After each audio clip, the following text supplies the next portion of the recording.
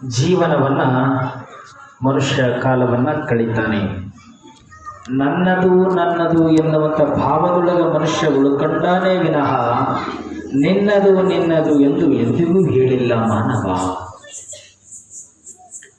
ಕೇವಲ ಏನು ಮಾತ್ರ ಸಾಕು ಅಂತ ಹೇಳೇನಂದ್ರೆ ಅನ್ನ ಪ್ರಸಾದವನ್ನ ಸಾಕು ಅಂತ ಹೇಳೇನ ವಿನಃ ಮತ್ಯಾವ ಪ್ರಸಾದವನ್ನ ಸಾಕು ಎಂದು ಹೇಳಲಿಲ್ಲ.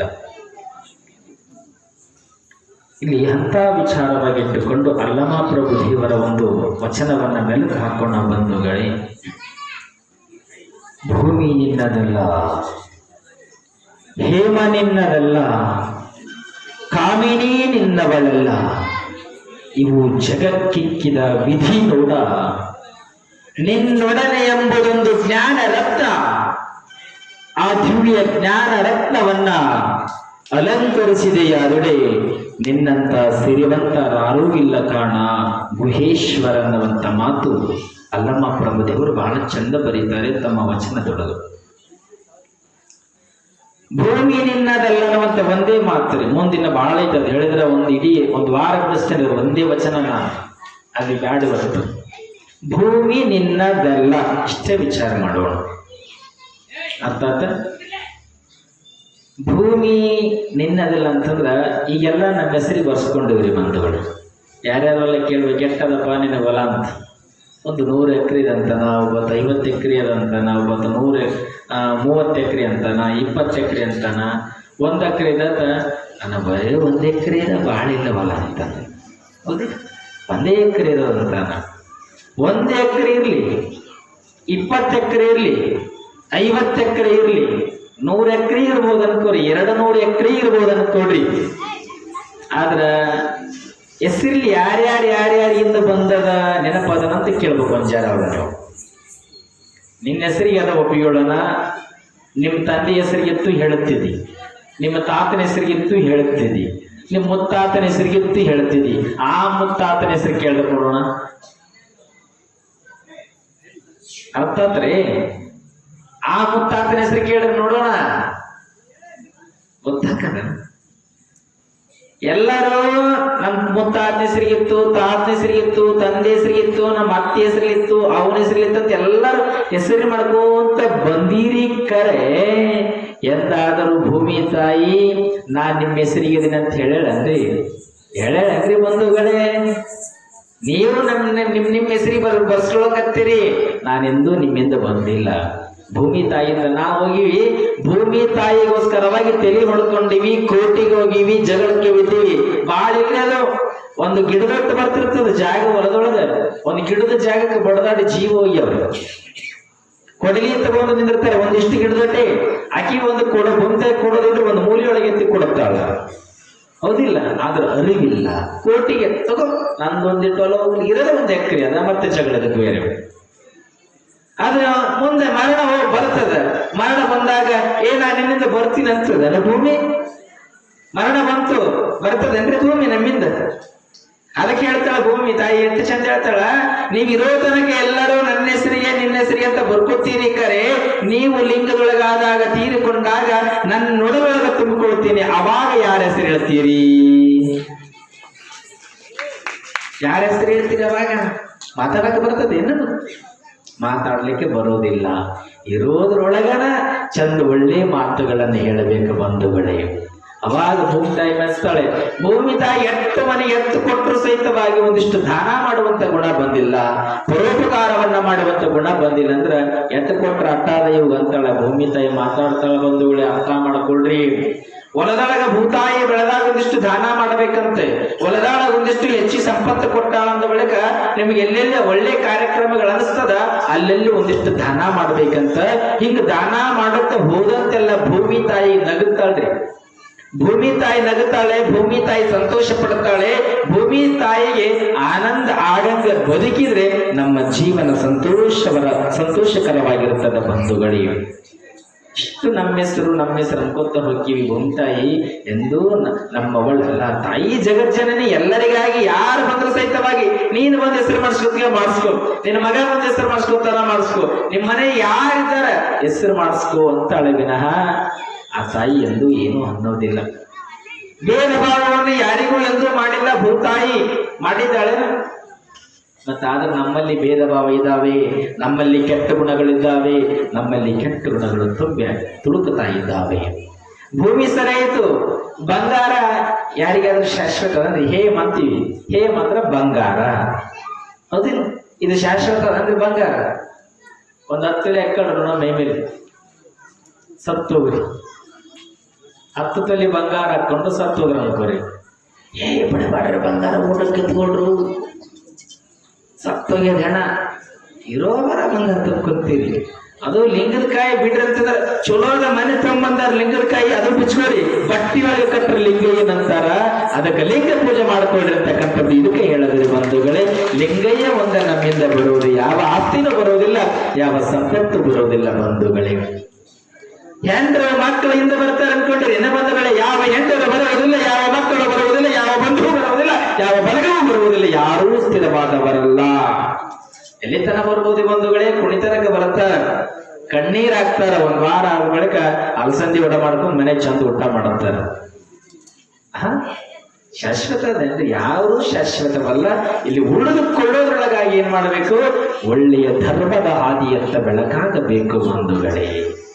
ಇಲ್ಲಿ ಆಸ್ತಿ ಎನ್ನುವಂತ ವಿಚಾರವಾಗಿ ಇಷ್ಟ ಹೇಳಕತ್ತೀನಿ, ಬೇಡ. ಭೂಮಿ ಹೇಮ ಮುಂದಿನ ಯಾವುದು ವಿಚಾರ ಬೇಡ.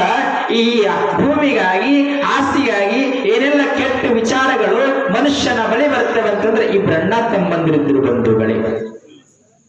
ಇಬ್ಬರು ಅಣ್ಣ ತಮ್ಮಂದಿರು, ದೇಹ ಎರಡಾದರೂ ಜೀವ ಒಂದು. ಅಷ್ಟು ಚಂದ ತಾಯಿ ಸಂಸ್ಕಾರವನ್ನು ಕೊಟ್ಟು ಮಕ್ಕಳನ್ನ ಬೆಳೆಸಾಳ. ಅಣ್ಣ ತಮ್ಮರನ್ನ ಬೆಳೆಸಿದ್ದು ಇರೋ ಸಂದರ್ಭಗಳು ಇಡೀ ಊರಾಗ ಅಂತಿದ್ರು, ಅಣ್ಣ ತಮ್ಮರಿದ್ರ ಹಂಗಿರ್ಬೇಕು ನೋಡ್ರಿ, ತಾಯಿ ಇದ್ದಾಳ ಅವ್ರ ಮಕ್ಕಳಿದ್ದಾರ ಹಂಗಿರ್ಬೇಕಂತಿದ್ರು. ಅಷ್ಟು ಚಲೋ ಬೆಳೆಸಿದ್ದಳು ಹೆಣ್ಣು ಮಗಳು ಅಣ್ಣ ತಮ್ಮರನ್ನ. ಇಲ್ಲಿ ಏನಾಗಿತ್ತಂದ್ರ, ಅಣ್ಣ ಒಂದಿನ ಕುಂಟಿ ಹೊಡ್ಲಿ ಹೊಲಕ್ಕೆ ಹೋಗಿದ್ದ, ಬೆಳಗಿನ ಜಾವ 4 ಗಂಟೆಗೆ ಹೋಗಿದ್ದ. ಹೋದಾಗ ಏನಾಯ್ತು, ಮತ್ತ ಬೆಳಿಗ್ಗೆ ಹಂಗೆ ಹೋಗ್ಯಾನ್ರಿ ಬಂಧುಗಳಿಗೆ. ಕುಂಟಿ ಹೊಡ್ಲಾಕತ್ತಿದ್ದ, 5:15 ನೋಡಿತ್ತು.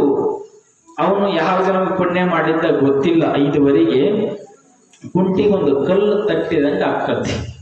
ಯಾವಾಗ ಕಲ್ಲು ತಟ್ಟಿದಂಗ ಆಯ್ತಲ್ಲ, ಅವಾಗ ಗಳೆ ಹೊಡೆದು ಬಿಟ್ಟ. ಏನಿದೆ ಅಂತ ತಿಳ್ಕೊಂಡು ಅದನ್ನ ಅಗೀತಂದ್ರೆ ಒಂದು ಸ್ವಲ್ಪ ಅಗದು ನೋಡತಾನ. ಅಲ್ಲಿ ಏನು ಸಿಗ್ತದಂತ, ಅವನಿಗೆ ಒಂದು ಬಂಗಾರದ ಮಣ್ಣಿನ ಕುಡಿಕೆ ಸಿಗ್ತದ. ಅವನಿಗೆ ಬಂಗಾರದ ಮಣ್ಣಿನ ಕುಡಿಕೆ ಸಿಕ್ತು. ಇಲ್ಲಿ ಇವ್ರೇನು ಅಣ್ಣ ತಮ್ಮರೆಲ್ಲ ಬಹಳ ಸಾವುಕಾರ ಇಲ್ಲ, ಇದ್ದದ್ರೊಳಗೆ ಪ್ರೀತಿ ಹಂಚ್ಕೊಂಡು ಬಹಳ ಚಲೋ ಇದ್ರು. ಇನ್ನ ಬಡತನ ದೂರ ಆಯ್ತು ಎಂದು ತಿಳ್ಕೊಂಡ ಮನಸ್ಸಿನೊಳಗ. ಅದ್ರ ಜೊತೆಗೆ ಒಂದಿಷ್ಟು ಕೆಟ್ಟ ಬುದ್ಧಿನೂ ಬರ್ಲಾಕತ್ತದ ಮನಸ್ಸಿನೊಳಗೆ. ಈ ತಾಯಿ ಮನೆಯೊಳಗೆ ಏನ್ ಮಾಡ್ಯಾಳ ನೋಡಪ್ಪ, ನಿನ್ನಣ್ಣ 4 ಗಂಟೆಗೆ ಎತ್ತ ಕಟ್ಟಿಕೊಂಡು ಕುಂಟಿ ಹೊಡ್ಲಿಕ್ಕೆ ಹೋಗ್ಯಾನ, ನಿನ್ನಣ್ಣನಿಗೆ ಹಸುವಾಗಿರ್ತದ, ಬುತ್ತಿ ಕಟ್ತೀನಿ, ಬುತ್ತಿ ತೆಗೆದುಕೊಂಡು ಹೋಗಿ ಅಣ್ಣಕ್ಕೆ ಕೊಡು. ತಮ್ಮ ಏನ್ ಮಾಡಿದ, ಬುತ್ತಿ ಹೊತ್ಕೊಂಡು ಹೊಲಕ್ಕೆ ಬಂದ. ಇಲ್ಲಿ 7:08 ಹೊಡ್ಲಿಕತ್ತಿತ್ತು. ಹಂಗತ್ತೆ ಗಹಿಲಾಕತ್ತಿದ್ದ. ಸಂಪೂರ್ಣವಾಗಿ ನೋಡ್ಬೇಕಲ್ಲ, ಸಂಪೂರ್ಣವಾದ ಬಳಿಕ ಅದು ಬೈಲಿ ಬರೋಂಗ ಮಾಡಿಕೊಂಡ ಬಂಗಾರದ ಮಣ್ಣಿನ ಕುಡಿಕೆಯನ್ನ. ಅಷ್ಟೊತ್ತಿಗೆ ತಮ್ಮ ಬಂದ. ಅಣ್ಣ ಏನ್ ಮಾಡಕತ್ತಿ ಅಣ್ಣ ಅಂದ. ಅವನಿಗೂ ಒಂದಿಷ್ಟು ಬಂಗಾರದ ನಾಣ್ಯಗಳು ಕಣ್ಣಿಗೆ ಬಿತ್ತು ತಮ್ಮಗ. ಯಾವಾಗ ಬಂಗಾರದ ನಾಣ್ಯಗಳು ತಮ್ಮನ ಕಣ್ಣಿಗೂ ಬಿತ್ತು, ಅಣ್ಣಗೆ ತಮ್ಮ ಎಷ್ಟು ಚಂದ ಹೇಳ್ತಾನ್ರಿ ಬಂಧುಗಳೇ, ಅಣ್ಣ ದೇವರು ನಮ್ಗೆ ಎಷ್ಟು ಕಷ್ಟ ಕೊಟ್ಟಿದ್ದಲ್ಲ, ಇವತ್ತು ನಮ್ಮ ಬಡತನ ದೂರ ಆಯ್ತು, ನಾವು ಸಹಿತವಾಗಿ ಒಂದಿಷ್ಟು ಚಂದ ಇರಬಹುದು, ನಾವು ಸಹಿತವಾಗಿ ಒಂದಿಷ್ಟು ಸುಖದಿಂದ ಇರಬಹುದು, ನಾವು ಸಹಿತವಾಗಿ ಒಳ್ಳೊಳ್ಳೆಯ ಬಟ್ಟೆಗಳನ್ನು ಹಾಕಿಕೊಳ್ಳಬಹುದು, 4 ಮಂದಿ ಜೊತೆ ನಾವು ಚಂದ ಕುಳಿತುಕೊಳ್ಳಬಹುದಣ್ಣ. ಇನ್ನು ನಮ್ಮ ಬಡತನ ಹಿಂಗಿದ್ದು ಅಂತ ತಮ್ಮ. ಇಲ್ಲಿ ದುರ್ಬುದ್ಧಿ ಬಂದದೆ ಅಣ್ಣನ ಮನದಲ್ಲಿ. ಯಾವಾಗ ತಮ್ಮನಿಗೆ ಕೊಟ್ರೆ 2 ಭಾಗ ಆಗ್ತದಂತ ತಿಳ್ಕೊಂಡು ದುರ್ಬುದ್ಧಿ ಬಂದದೆ ಅಣ್ಣನಿಗೆ. ಯಾವಾಗ ದುರ್ಬುದ್ಧಿ ಬಂತು ತಮ್ಮಗ, ಅಣ್ಣ ಹೇಳ್ತಾನ, ತಮ್ಮಯ್ಯ ಈ ತಗ್ಗಿನೊಳಗೆ ಒಂದಿಷ್ಟು ಬಾಗಿ ಆ ಮಣ್ಣಿನ ಕುಡಿಕೆಯನ್ನ ಮೇಲೆತ್ತು ಅಂದ. ಯಾವಾಗ ಮೇಲೆತ್ತು ಅಂದ ತತ್ಕ್ಷಣ ತಮ್ಮ ತಲೆ ಬಾಗಿ ಮಣ್ಣಿನ ಕುಡಿಕೆಯನ್ನ ಮೇಲೆತ್ತುವಂತ ಪ್ರಸಂಗ. ಅಣ್ಣ ಅಲ್ಲೇ ಇರುವಂತ ದೊಡ್ಡದೊಂದು ಸೈಜ್ಗೆಲ್ಲ ತೆಗೆದುಕೊಂಡು ತಮ್ಮನ ತಲೆಗೆ ಹಾಕ್ತಾನೆ ಬಂಧುಗಳೇ. ತಮ್ಮ ಸತ್ತು ಹೋಗಿಬಿಟ್ಟ. ಯಾವಾಗ ಸತ್ತು ಹೋದ ಯಾರಿಗೂ ಕಾಣದ ಹಾಗೆ ಬಂಗಾರದ ಕುಣಿಕೆಯನ್ನು ಒಂದು ಕಡೆ ಇಲ್ಲೋ ಒಂದು ಕಡೆ ಇಡುತ್ತಾನೆ.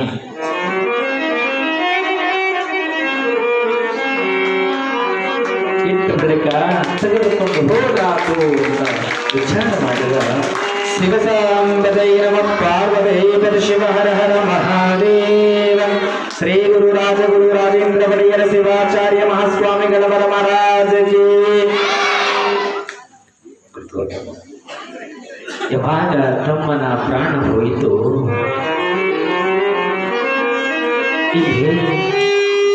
ತಮ್ಮ ಬಂಗಾರದ ಕುಡಿಗೆಯಿಂದ ಒಂದು ಕಡೆ ಇತ್ತು. ಅಣ್ಣ ಮನೆಗೆ ಹೋದ. ಮನೆಗೆ ಹೋಗೋದಕ್ಕಿಂತ ಮುಂಚೆ ಏನ್ ಮಾಡುತ್ತಾನೆ, ಇವನನ್ನ ಸಪ್ಪಿ ಬಣವೆಯಲ್ಲಿ ಮುಚ್ಚಿಡುತ್ತಾನೆ ತಮ್ಮನನ್ನ. ಏನಾದ್ರೂ ಗೊತ್ತಾದ್ರೆ ಮನೆಯೊಳಗೆ ಸಮಸ್ಯೆ ಆಗ್ತದಂತ ತಿಳ್ಕೊಂಡು ತಮ್ಮನನ್ನ ಬಣವೆಯೊಳಗೆ ಮುಚ್ಚಿಟ್ಟ ಸಪ್ಪಿಯ ಬಣವೆಯಲ್ಲಿ. ಮನೆಗೆ ಹೋದ. ತಾಯಿ ಕೇಳ್ತಾಳ, ಎಷ್ಟು ಚಂದ ತಾಯಿ ಕರಳು. ಅಲ್ಲೋ, ನಿನ್ನ ತಮ್ಮ ನಿನ್ನ ಬುದ್ಧಿ ಕೊಂಡಾಕ ಬಂದಿದ್ದ ಅಂತ ಒಬ್ಬ ಬಂದಿ ತಮ್ಮ ಎಲ್ಲಿ ಹೋದ ಅಂತ ತಾಯಿ ಕೇಳಿದಳು. ಅಣ್ಣ ತಾಯಿ ಮೇಲೆ ರೇಗುತ್ತಾನೆ. ನನಗೇನು ಗೊತ್ತು ನಿನ್ನ ಸಣ್ಣ ಮಗನ ಸುದ್ದಿ, ನನಗೇನು ಹೇಳ್ತೀಯ, ಅವ ಎಲ್ಲಿ ಹೋಗಾನೋ ಗೊತ್ತಿಲ್ಲ, ತಿರ್ಗ್ಲಕ್ಕ ಬುದ್ಧಿ ಹೊತ್ಕೊಂಡು ಹೋದ. ಆದ್ರೆ ನನ್ನ ಬಳಿ ಬಂದಿಲ್ಲ ನಿನ್ನ ಮಗ, ಸಣ್ಣ ಮಗನ ಸುದ್ದಿ ನನಗೆ ಹೇಳಬೇಡ ಅಂದ ಅಣ್ಣ. ಯಾವಾಗಂದ ತಾಯಿಗೆ ನೋವಾಯ್ತು. ಮಗ ಬುದ್ಧಿ ಹೊತ್ಕೊಂಡು ಬಂದಾನೋ, ಬುದ್ಧಿ ಕೊಡೋದಕ್ಕೆ ಬಂದಾನ ತಮ್ಮ, ನೋಡು ವಿಚಾರ ಮಾಡು. ಅಮ್ಮ ನಾನು ನೋಡಿಲ್ಲ, ನನಗೆ ಹೇಳಬೇಡ ಅಂತ ಸಿಟ್ಟಿನಿಂದ ಮಾತು ಹೇಳಿದ. ತಾಯಿ ಕೇಳು, ಮೊದಲೇ ಊಟ ಮಾಡ್ಬೇಕಂತಾಳೆ, ಊಟ ಹೋಗುತ್ತಿಲ್ಲ ತಾಯಿಗೆ. ಊರಾಗೆಲ್ಲ ನೋಡ್ತಾಳೆ, ಮಗ ಕಾಣುತ್ತಿಲ್ಲ. ಮಗ ಯಾವಾಗ ಊರೊಳಗೆ ಕಾಣಲಿಲ್ಲ. ಮತ್ತ ಹಿರೇ ಮಗ ಗಡೆ ಹೊಡೆದಿದ್ದ, ಅಲ್ಲಿಗೆ ಬಂದು ನೋಡ್ತಾಳೆ. ಹೊಲದ ತುಂಬೆಲ್ಲ ನೋಡಿದಳು, ಸಣ್ಣ ಮಗ ಕಾಣಲಿಲ್ಲ. ಸಣ್ಣ ಮಗ ಮಗನೇ ಎಲ್ಲಿದ್ದೀಯಪ್ಪ ಅಂತ ನೊಂದುಕೊಂಡು ಕಣ್ಣೀರಾಗ್ತದೆ ತಾಯಿ. ಹೊಲದೊಳಗ ಹುಡುಕಿದರು, ಮಗ ಸಿಗಲಿಲ್ಲ. ದುಃಖ ಆಯ್ತು. ಬನ್ನಿ ಗಿಡ ಇತ್ತು, ಅಲ್ಲಿ ಬಣವಿ ಇತ್ತು. ಬನ್ನಿ ಗಿಡದ ಮುಂದ ಕಣ್ಣೀರ್ ಹಾಕುತ್ತ ತಾಯಿ ಕೂತ್ಕೊಂಡು, ಮಗನೇ ಎಲ್ಲಿದ್ದೀಯ ಮಗ, ನಿನ್ನೆ ಬಿಟ್ಟು ನನಗೆ ಎಲ್ಲಿಕ್ಕಾಗುದಿಲ್ಲ ಮಗ, ಬೇಗ ಮಾರೋ ಅಂತ ದುಃಖ ಮಾಡ್ಲಕತ್ತಾಳ ತಾಯಿ. ಮಾಡುವಂತ ಸಂದರ್ಭದೊಳಗ ಆ ಬಣವಿಯೊಳಗೇನೋ ಅಲ್ಲಿಂದ ಒಂದಿಷ್ಟು ರಕ್ತ ಹರಿದು ಬರ್ತಾ ಇದೆ. ರಕ್ತ ಹರಿದು ಬಂತು, ಸೀರಿ ತೊಯ್ತದೆ ಒಂದಿಷ್ಟು ಶರದು. ಸೀರಿ ತೊಯ್ದೊಳಗಿಂದ ನೋಡುತ್ತಾಳೆ ರಕ್ತ.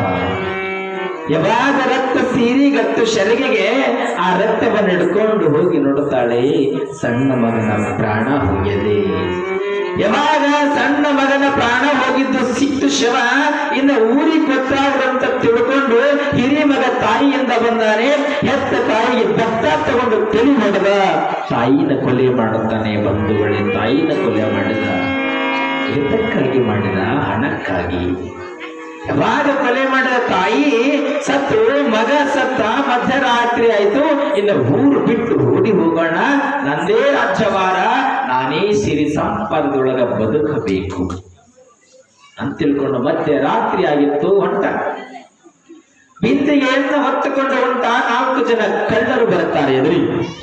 ಆ 4 ಜನ ಕಳ್ಳರಿಗೆ ಅವತ್ತು ಇಡೀ ದಿನ ಏನು ಸಿಕ್ಕಿಲ್ಲ.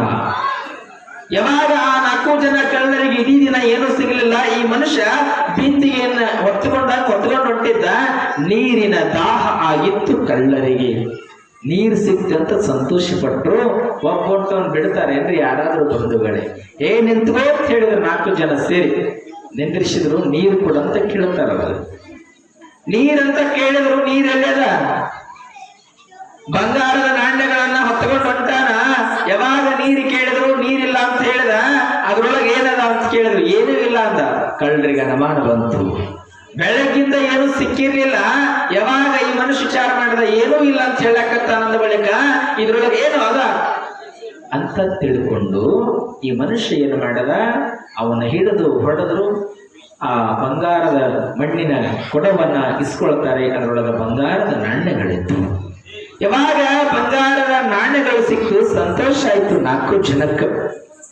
4 ಜನ ಕೂಡಿಕೊಂಡು ಹಂಚಿಕೊಂಡು ಅನ್ನುವಂಥದ್ದು ಮನಸ್ಸೊಳಗೆ ಬಂತು. ಒಂದು ದೊಡ್ಡ ಹೆಮ್ಮರವಾಗಿರ್ತಕ್ಕಂಥ ಆಲದ ಮರ ಬರ್ತದೆ. ಆಲದ ಮರದ ಬಳಿ ಏನದ, ಒಂದು ಬಾವಿ ಅದ. ಇಬ್ರಿಗೆ ಏನ್ ಹೇಳ್ತಾರ, ಹಸುವಾಗ್ಯದ ಒಂದಿಷ್ಟು ನೀವು ಊಟ ಮಾಡ್ಕೊಂಡು ಬುತ್ತಿ ಕಟ್ಕೊಂಬರಿ ಹೋಟೆಲ್ಗೆ ಹೋಗಿ ನಂತರದೊಳಗೆ ಹಂಚಿಕೊಳ್ಳೋಣ ಅಂತ ಹೇಳಿದ್ರು. ಇವರಿಬ್ಬರನ್ನ ಹೋಟ್ಲಿಗೆ ಕಳಿಸ್ತಾರೆ. ಹೋಟೆಲ್ ಒಳಗೆ ಇವ್ರು ಊಟ ಮಾಡ್ಬೇಕಾದ್ರೆ ಏನ್ ಕೆಟ್ಟ ಗುಣ ಬಂತು ಇವರಿಗೆ. 4 ಜನ ಆದ್ರೆ ಭಾಗ ಕಡಿಮೆ ಆಗ್ತದ, ಅದಕ್ಕೆ ನಾವಿಬ್ಬರು ಹಂಚಿಕೊಳ್ಳೋಣ ಅಂತ ತಿಳ್ಕೊಂಡು ಹೊಟ್ಟೆ ತುಂಬ ಇವ್ರು ಊಟ ಮಾಡ್ತಾರೆ. ಊಟ ಮಾಡಿದ ಬಳಿಕ ಆ ಪ್ರಸಾದ ಊಟ ತರ್ಲಕತ್ತಿದ್ರಲ್ಲ ಅದಕ್ಕೆ ವಿಷ ಬರೆಸ್ತಾರೆ.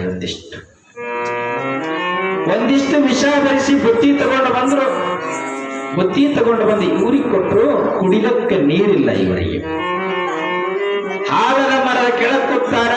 ಬಾವಿ ಮುಂದಿತ್ತು, ಒಂದಿಷ್ಟು ನೀರು ತುಂಬ್ಕೊಂಬರಿ ಅಂತ ತಿಳ್ಕೊಂಡು ಇಬ್ಬರನ್ನ ಕೆಳಗೆ ಇಳಿಸಿದ್ರು ಬಾವಿಯೊಳಗೆ. ಇವರು ಬಾವಿಯೊಳಗೆ ಇಳಿದಾರ. ಮತ್ತೆ ಇವರಿಗೂ ಅನುಮಾನ ಬಂತು, 4 ಭಾಗ ಹಾಕ್ಬಿಡುದು 2 ಭಾಗ ಬೇಕಂತ ಇವ್ರು ತಿಳ್ಕೊಂಡ್ರು. ಇವ್ರೇನ್ ಪಾಪ ನೀರಿಗೆ ತುಂಬ್ಲಿಕ್ಕೆ ಹೋಗ್ಯಾರಲ್ಲ, ನೀರಿನೊಳಗ ಬ್ಯಾಕಾಲ್ ಹಿಡ್ಕೊಂಡು ಒಂದು ಕಟ್ಟಿಗೆ ಹಿಡ್ಕೊಂಡು ನೀರಿನೊಳಗ ಹದ್ದಿ ಇಬ್ಬರನ್ನು ಸಾಯ್ ಹೊಡಿತಾರೆ. ಇಲ್ಲಿ ಇಬ್ಬರು ಸತ್ತು ಹೋದ್ರು. ಇಲ್ಲಿ ನಗುತ್ತಾರೆ, ಆನಂದ ಪಡುತ್ತಾರೆ ಇಬ್ಬರು.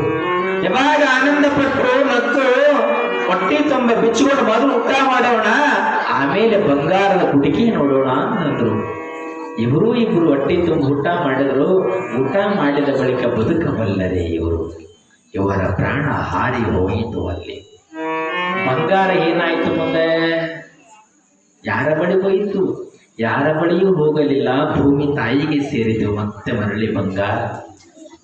ಇಲ್ಲಿ ಹೇಳುವ ಅರ್ಥ, ಒಂದಿಷ್ಟು ಬಂಗಾರದ ಆಸೆಗಾಗಿ ಅಣ್ಣ ಉಳಿಯಲಿಲ್ಲ, ತಮ್ಮ ಉಳಿಯಲಿಲ್ಲ, ಹೆತ್ತ ತಾಯಿ ಉಳಿಯಲಿಲ್ಲ, 4 ಜನ ಉಳಿಯಲಿಲ್ಲ. ಬಂಗಾರದ ವ್ಯಾಮೋಹದ ಬಲಿಗೆ ಬಿದ್ದು 7 ಜನ ಪ್ರಾಣವನ್ನ ಬಿಡ್ತಾರಂದ ಬಳಿಕ ಏತಕ್ಕಾಗಿ ಬೇಕು ಬಂಗಾರ? ಒಳ್ಳೆಯ ಪ್ರೀತಿ, ನಡೆ, ನುಡಿ, ಆಚಾರಗಳು ಮನಸ್ಸಿನ ಬಳಿ ಬಂದಾಗ ಮಾತ್ರ ಸಂಪತ್ತು ನಮ್ಮ ಬಳಿ ಉಳಿತದ ಬಂಧುಗಳೇ.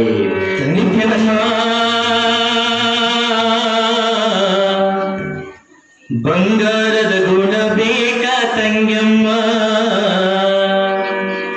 ಮಂಗಳ ನುಡಿಯೊಂದ ಬೇಕೆಳೆ ತಂಗಮ್ಮ, ಹಂಗಾಮ ಕಳಕೋ ಬ್ಯಾಡ ತಂಗಮ್ಮ,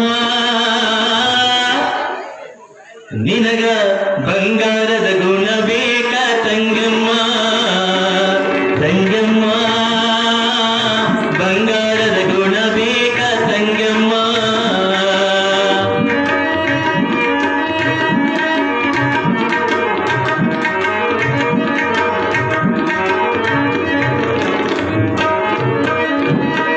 ಪತ್ರಿಯ ಗಿಡಕ್ಕೋಗಿ ಸುತ್ತಾಕಿ ಬಂದಾರೆ, ಪತ್ರಿಯ ಗಿಡಕ್ಕೋಗಿ ಸುತ್ತಾಕಿ ಬಂದಾರೆ, ಗಾಣದ ಎತ್ತು ನೋಡಿ ತಂಗಮ್ಮ, ನಿನಗ ಬಂಗಾರದ ಗುಣ ಬೇಕ ತಂಗಮ್ಮ, ತಂಗಮ್ಮ ಬಂಗಾರದ ಗುಣ ಬೇಕ ತಂಗಮ್ಮ.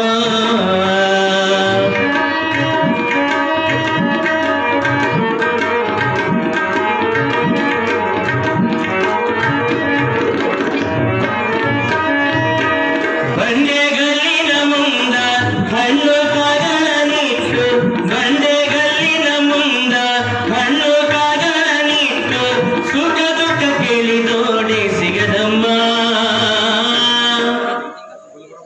ಬಂಗಾರದ ಗುಣ ಬೇಕ ತಂಗಮ್ಮ, ತಂಗಮ್ಮ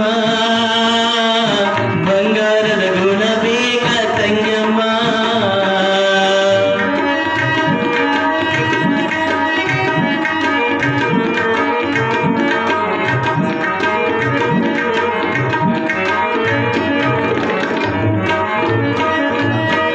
ದೊಡ್ಡ ದೇವರ ಮುಂದ ಉದ್ದುದ್ದ ಬಿದ್ದಾರೆ, ದೊಡ್ಡ ದೇವರ ಮುಂದ ಉದ್ದುದ್ದ ಬಿದ್ದಾರೆ, ಉತ್ತರ ಆಗೋದಿಲ್ಲ ಕೇಳಮ್ಮ, ನಿನಗ ಬಂಗಾರದ ಗುಣ ಬೇಕ ತಂಗಮ್ಮ, ತಂಗಮ್ಮ ಬಂಗಾರದ ಗುಣ ಬೇಕ ತಂಗಮ್ಮ.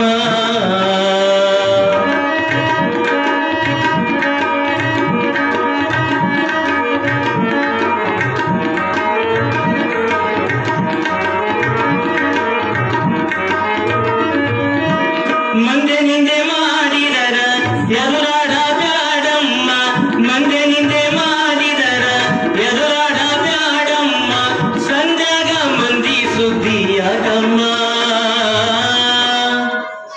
ಸಂಧ್ಯಾಗ ಮಂದಿ ಸುದ್ದಿ ಯಾಕಮ್ಮ ತಂಗಮ್ಮ ಬಂಗಾರದ ಗುಣ ಬೇಕ ತಂಗಮ್ಮ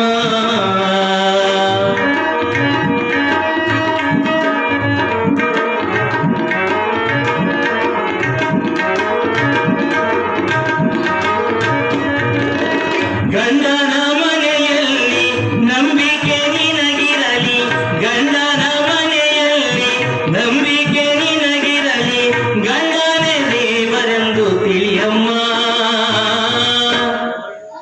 ರಂಗೋಲಿ ಆಟಗಾಡ ದುರ್ಗಮ್ಮ ತಂಗಮ್ಮ ಬಂಗಾರದ ಗುಣ ಬೇಕ ತಂಗಮ್ಮ ಬಂಗಾರದ ಗುಣ ಬೇಕ ತಂಗಮ್ಮ ಬಂಗಾರದ ಗುಣ ಬೇಕ ತಂಗಮ್ಮ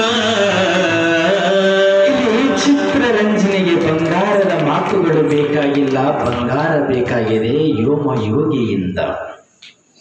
ಏನ್ ಬೇಕಾಗಿದೆ? ಚಿತ್ರರಂಜನೆಗೆ ಬಂಗಾರ ಅನ್ನುವಂತ ವ್ಯಾಮೋಹ ಪಡೆದದೆ.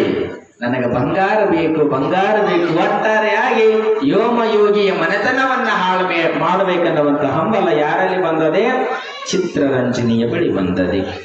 ಆಸೆ ಇರಬಾರ್ದ್ರಿ, ಆಸೆ ಇಲ್ಲಕ್ಕೆ ಮನುಷ್ಯ ಇಲ್ಲ. ಆಸೆ ಇರ್ಬೇಕು. ಹೆಂಗಿರ್ಬೇಕಂದ್ರೆ ಇದ್ದು ಇಲ್ಲದಂಗ ಆಸೆ ಇರ್ಬೇಕಂತ.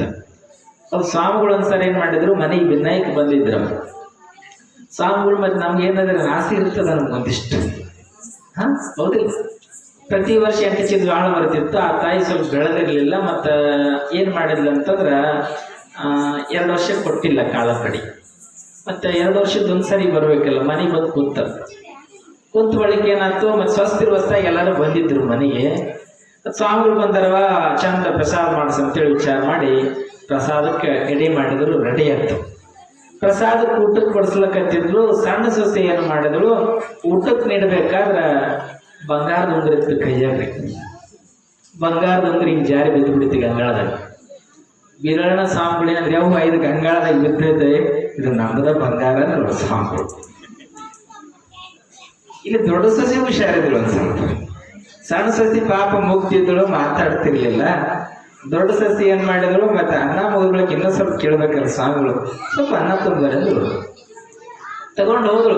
ಹೋಗ್ಬೇಕಾದ್ರೆ ಹೆಣ್ಮಗಳು ಏನ್ ಮಾಡಿದ್ರು, ಅನ್ನ ಬಡಿಸ್ಲಾಕತ್ತಿದ್ರು. ಅದ್ರ ಜೊತೆಗೆ ಏನ್ ಮಾಡಿದಳು, ಸೌಟ್ ಕೈಜಾರಿ ಹಾಕಿಬಿಡತ್ತಾಳ ಅದ್ರೊಳಗೆ. ಸ್ವಾಮಿಗಳೇ ಮತ್ತೆ ಬಂಗಾರದ ಉಂಗುರಂತೂ ಸ್ವಾಕಾರ ಆಗ್ಯದ, ಮತ್ತೆ ಇದು ಸೌಟು ಬಿದ್ದದಿ, ಇದು ಸ್ವಾಕಾರ ಆಗ್ಬೇಕು. ಬಂಗಾರ ಉಂಗುರ ಬಾಯೊಳಗೆ ಇಟ್ಕೊಂಡ, ಸೌಟ್ ಇಲ್ಲಿ ಇಟ್ಕೊಂಡ.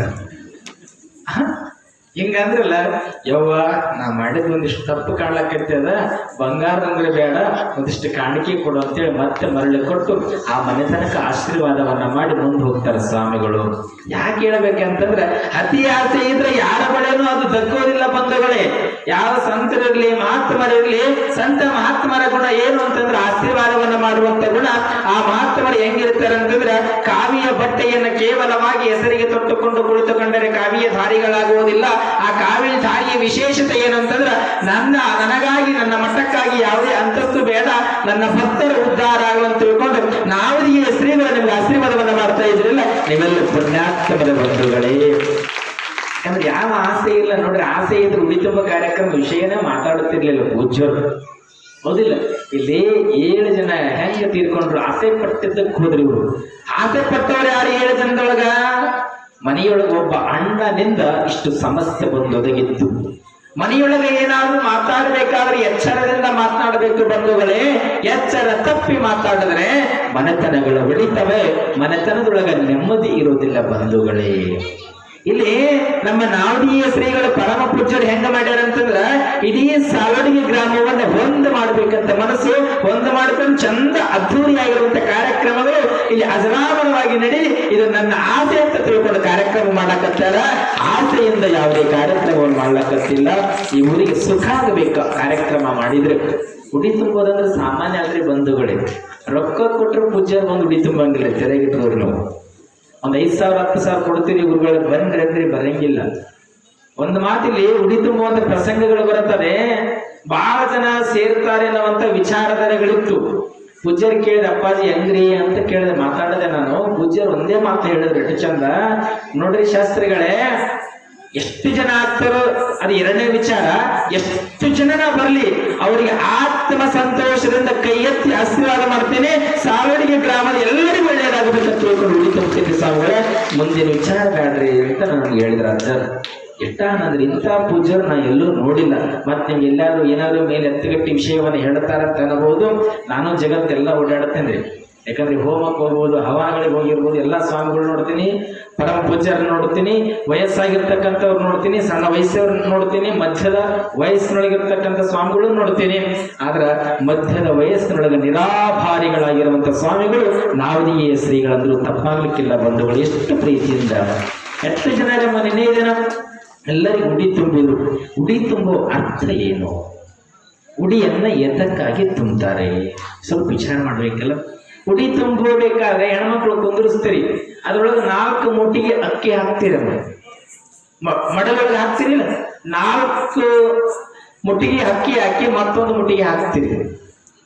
ಇದು 2 ಮುಟ್ಟಿಗೆ ತವರು ಮನೆಗಿರ್ಲಿ, 2 ಮುಟ್ಟಿಗೆ ಗಂಡನ ಮನೆಗಿರ್ಲಿ, ಇನ್ನೊಂದು ಮುಟ್ಟಿಗೆ ಏನಾದಲ್ಲ ಇದು ಬೆಲ್ಲದ ಉಂಡಿ ಹಾಕ್ತಿರಲ್ಲ, ಅದ್ರ ಜೊತೆಗೆ ಸ್ವಲ್ಪ ಸಂಗ್ರಹ ಮಾಡ್ಕೊಂಡು ಮಿಕ್ಕಿದವರಿಗೆ ದಾನವನ್ನ ಮಾಡಿಬಿಟ್ರೆ ಎರಡೂ ಮನೆ ಸಂಪತ್ ವೃದ್ಧಿ ಆಗ್ಲಿ, ತವರ ಮನೆಯವರು ಸಂಪತ್ ವೃದ್ಧಿ ಇರ್ಲಿ, ಗಂಡನ ಮನೆಯವರು ಸಂಪತ್ ವೃದ್ಧಿಯಿಂದ ಇರ್ಲಿ, ಅವರ ಮನೆಗೂ ಸಂಪತ್ತು ಬರ್ಲಿ, ಇವರ ಮನೆಗೂ ಕಾಲ ಕಡೆಗಳು ಬರ್ಲಿ, ಎಲ್ಲರೂ ಸಂತೋಷದಿಂದ ನಗುನಗುತ್ತಾ ಇರ್ಲಿ ಅಂತ ತಿಳ್ಕೊಂಡು ನಾವಡಿಗೆ ಶ್ರೀಗಳು ನಿಮ್ಗೆಲ್ಲರಿಗೆ ಆಶೀರ್ವಾದವನ್ನ ಮಾಡ್ಯಾರ ಬಂಧುಗಳೇ.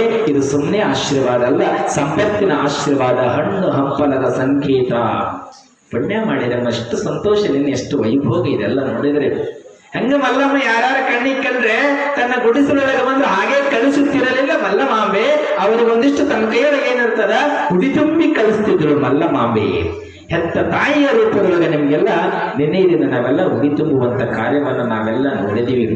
ಇಲ್ಲಿ ಪುರಾಣದ ಅನಂತ ರೀತಿಯ ವಿಚಾರಗಳನ್ನ ನೋಡುತ್ತಾ ಹೋದ್ರೆ ಮಲ್ಲಮಾಂಬೆ ಸಹಜವಾಗಿರುವಂತಹ ಮಹಾತ್ಮೆ, ಮಹತಾಯಿ, ಜಗಜ್ಜನನಿಯಲ್ಲಿ.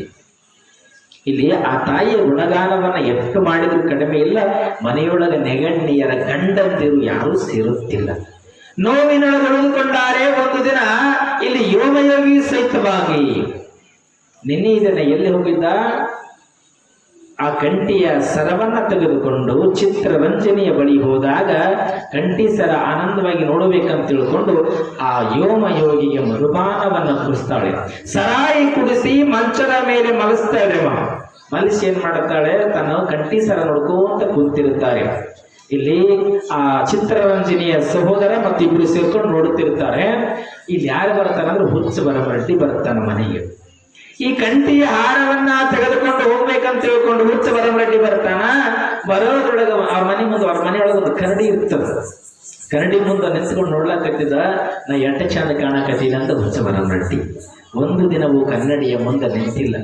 ನಾ ಇಟ್ಟು ಚಂದ ಇದ್ದೀನಂದ ಬೆಳಕ ಇನ್ನೊಬ್ರು ಯಾರಾದ್ರೂ ಹೆಣ್ಣು ಮಕ್ಕಳು ನನ್ನ ಮೇಲೆ ದೃಷ್ಟಿ ಬೀರ್ಬೋದು, ಇನ್ನ ನಿಂದ್ರೋದು ಒಳ್ಳೆಯದಲ್ಲ ಅನ್ನೋದ್ರೊಳಗಾಗಿ ಚಿತ್ರರಂಜನಿ ಬರ್ತಾಳೆ.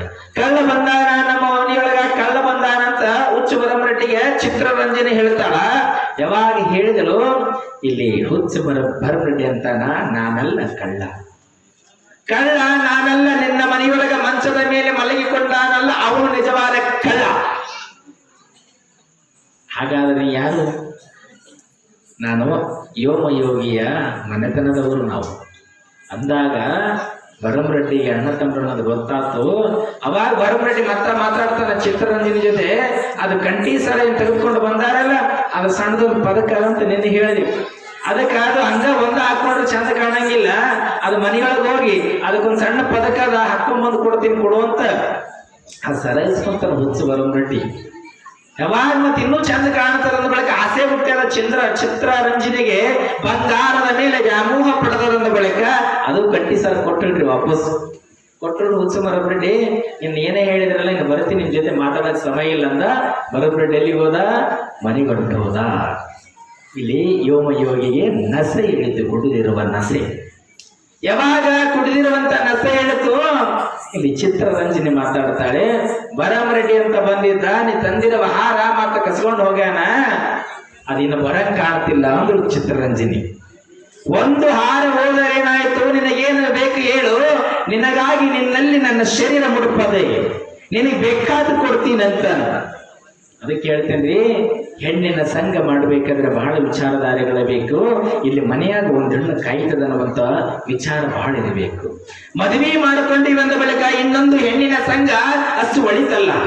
ಆ ಹೆಣ್ಣು ಏನು ಮಾಡುತ್ತದೆ ಅಂದ್ರೆ ನಿಮ್ಮ ಸಂತೋಷವನ್ನ ಬಯಸೋದಿಲ್ಲ, ನಿಮ್ಮ ಮನೆತನವನ್ನ ಹಾಳು ಮಾಡುತ್ತಾಳೆ. ನಿಮ್ಮ ಮಕ್ಕಳು ಸಹಿತವಾಗಿ ಅನುಭವಿಸಬೇಕು ಆ ನೋವು ನೀವು ಮಾಡುವಂತ ಒಂದು ತಪ್ಪಿಗಾಗಿ. ನಿನ್ನ ಹೆಂಡತಿ ಅನುಭವಿಸಲಿಕ್ಕಾರೆ ಮಕ್ಕಳೇನು ಮಾಡಿದ್ದಾರೆ, ಯಾವ ತಪ್ಪಿಗಾಗಿ ಶಿಕ್ಷೆ. ಇಲ್ಲಿ ಏನಾಯ್ತು, ಎಲ್ಲವನ್ನ ಚಿತ್ರರಂಜನಿ ತೆಗೆದುಕೊಳ್ಬೇಕಂತ ವಿಚಾರ ಮಾಡ್ಯಾಳ. ಮನೆಗೆ ಬಂದಳು. ಯಾವಾಗ ಏನು ಬೇಕಾದ್ರೂ ಕೊಡ್ತೀನಂತ ಯೋಗಿ ಚಿತ್ರರಂಜನಿಗೆ ಹೇಳೋದೊಂದೇ ತಡ. ಇಲ್ಲಿ ಎಷ್ಟು ಚಂದ ಮಾತಾಡ್ತಾಳೆ ಚಿತ್ರರಂಜನಿ ಮನೆತನವನ್ನ ಹಾಳು ಮಾಡುವುದಕ್ಕಾಗಿ ಯೋಗಿಯ ಮುಂದೆ. ನೋಡು, ಒಂದು ಹಾರ ಹೋದ್ರೆ ಏನಾಯ್ತು ಅನ್ನುವಂತ ಮಾತನ್ನ ಹೇಳಿದಿ. ನನ್ನ ಜೀವನವನ್ನೇ ನಿನಗೆ ಕೊಡ್ತೀನಿ ಅಂತ ಹೇಳಿದಿ. ನಿನ್ನ ಜೀವನ ನನಗೆ ಕೊಡಬೇಡ. ನೀ ಏನ್ ಕೊಡಬೇಕಂದ್ರ ನಿನ್ನ ಅತ್ತಿಗೆ ಅಂತ ತಿಳ್ಕೊಂಡಿಯಲ್ಲ ದೇವ್ರು ಅಂತೇಳಿ. ಆ ಅತ್ತಿಗೆ ಅಂದ್ರೆ ಮಲ್ಲಮ್ಮ. ಮಲ್ಲಮ್ಮನ ಕಿವಿ ಓಲೆಗಳು, ಮಲ್ಲಮ್ಮನ ಮೂಗುತಿ ನತ್ತಬೇಕು ನನಗಂತ ತೆಗೆದುಕೊಂಡು ಬರಬೇಕು. ಮಲ್ಲಮ್ಮನ ಮೂಗುತಿ, ಮಲ್ಲಮ್ಮನ ಕಿವಿ ಓಲೆಗಳನ್ನ ನೀನು ತೆಗೆದುಕೊಂಡು ಬಂದ್ರೆ ಈ ಮನೆಯೊಳಗ ಬಾ, ಇಲ್ಲಂದ್ರೆ ಈ ಮನೆಯೊಳಗ ಕಾಲಿಡಬೇಡ ಅಂತ ಚಿತ್ರರಂಜನಿ ಹೇಳ್ತಾಳ. ಯಾವಾಗ ಚಿತ್ರರಂಜನಿ ಹೇಳಿದಳಲ್ಲ, ಆಯ್ತು ಅಂತ ತಿಳ್ಕೊಂಡು ಮನೆಗೆ ಬಂದ. ಮನೆಗೆ ಬಂದು ಅತ್ತಿಗೆ ಮಲ್ಲಮಾಂಬೆಯ ಮುಂದೆ ಬಂದು ಕಣ್ಣೀರಾಗ್ತಾನೆ.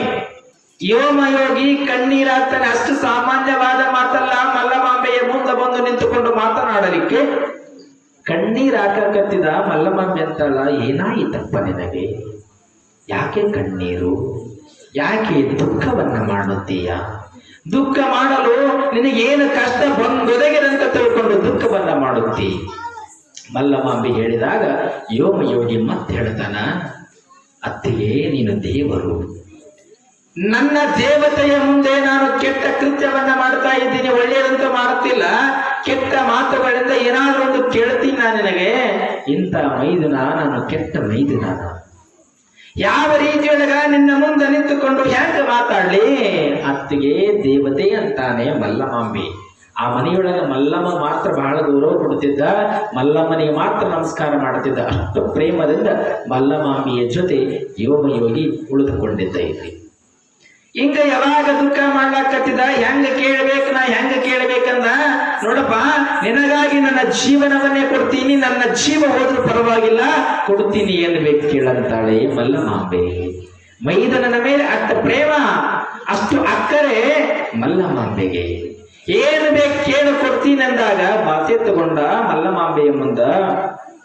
ಯಾವಾಗ ಮಲ್ಲಮಾಂಬೆ ಕೊಡ್ತೀನಿ ಅಂತ ಹೇಳಿದಲ್ಲ, ಅವಾಗ ಯೋಗಿ ಕೇಳ್ತಾನೆ,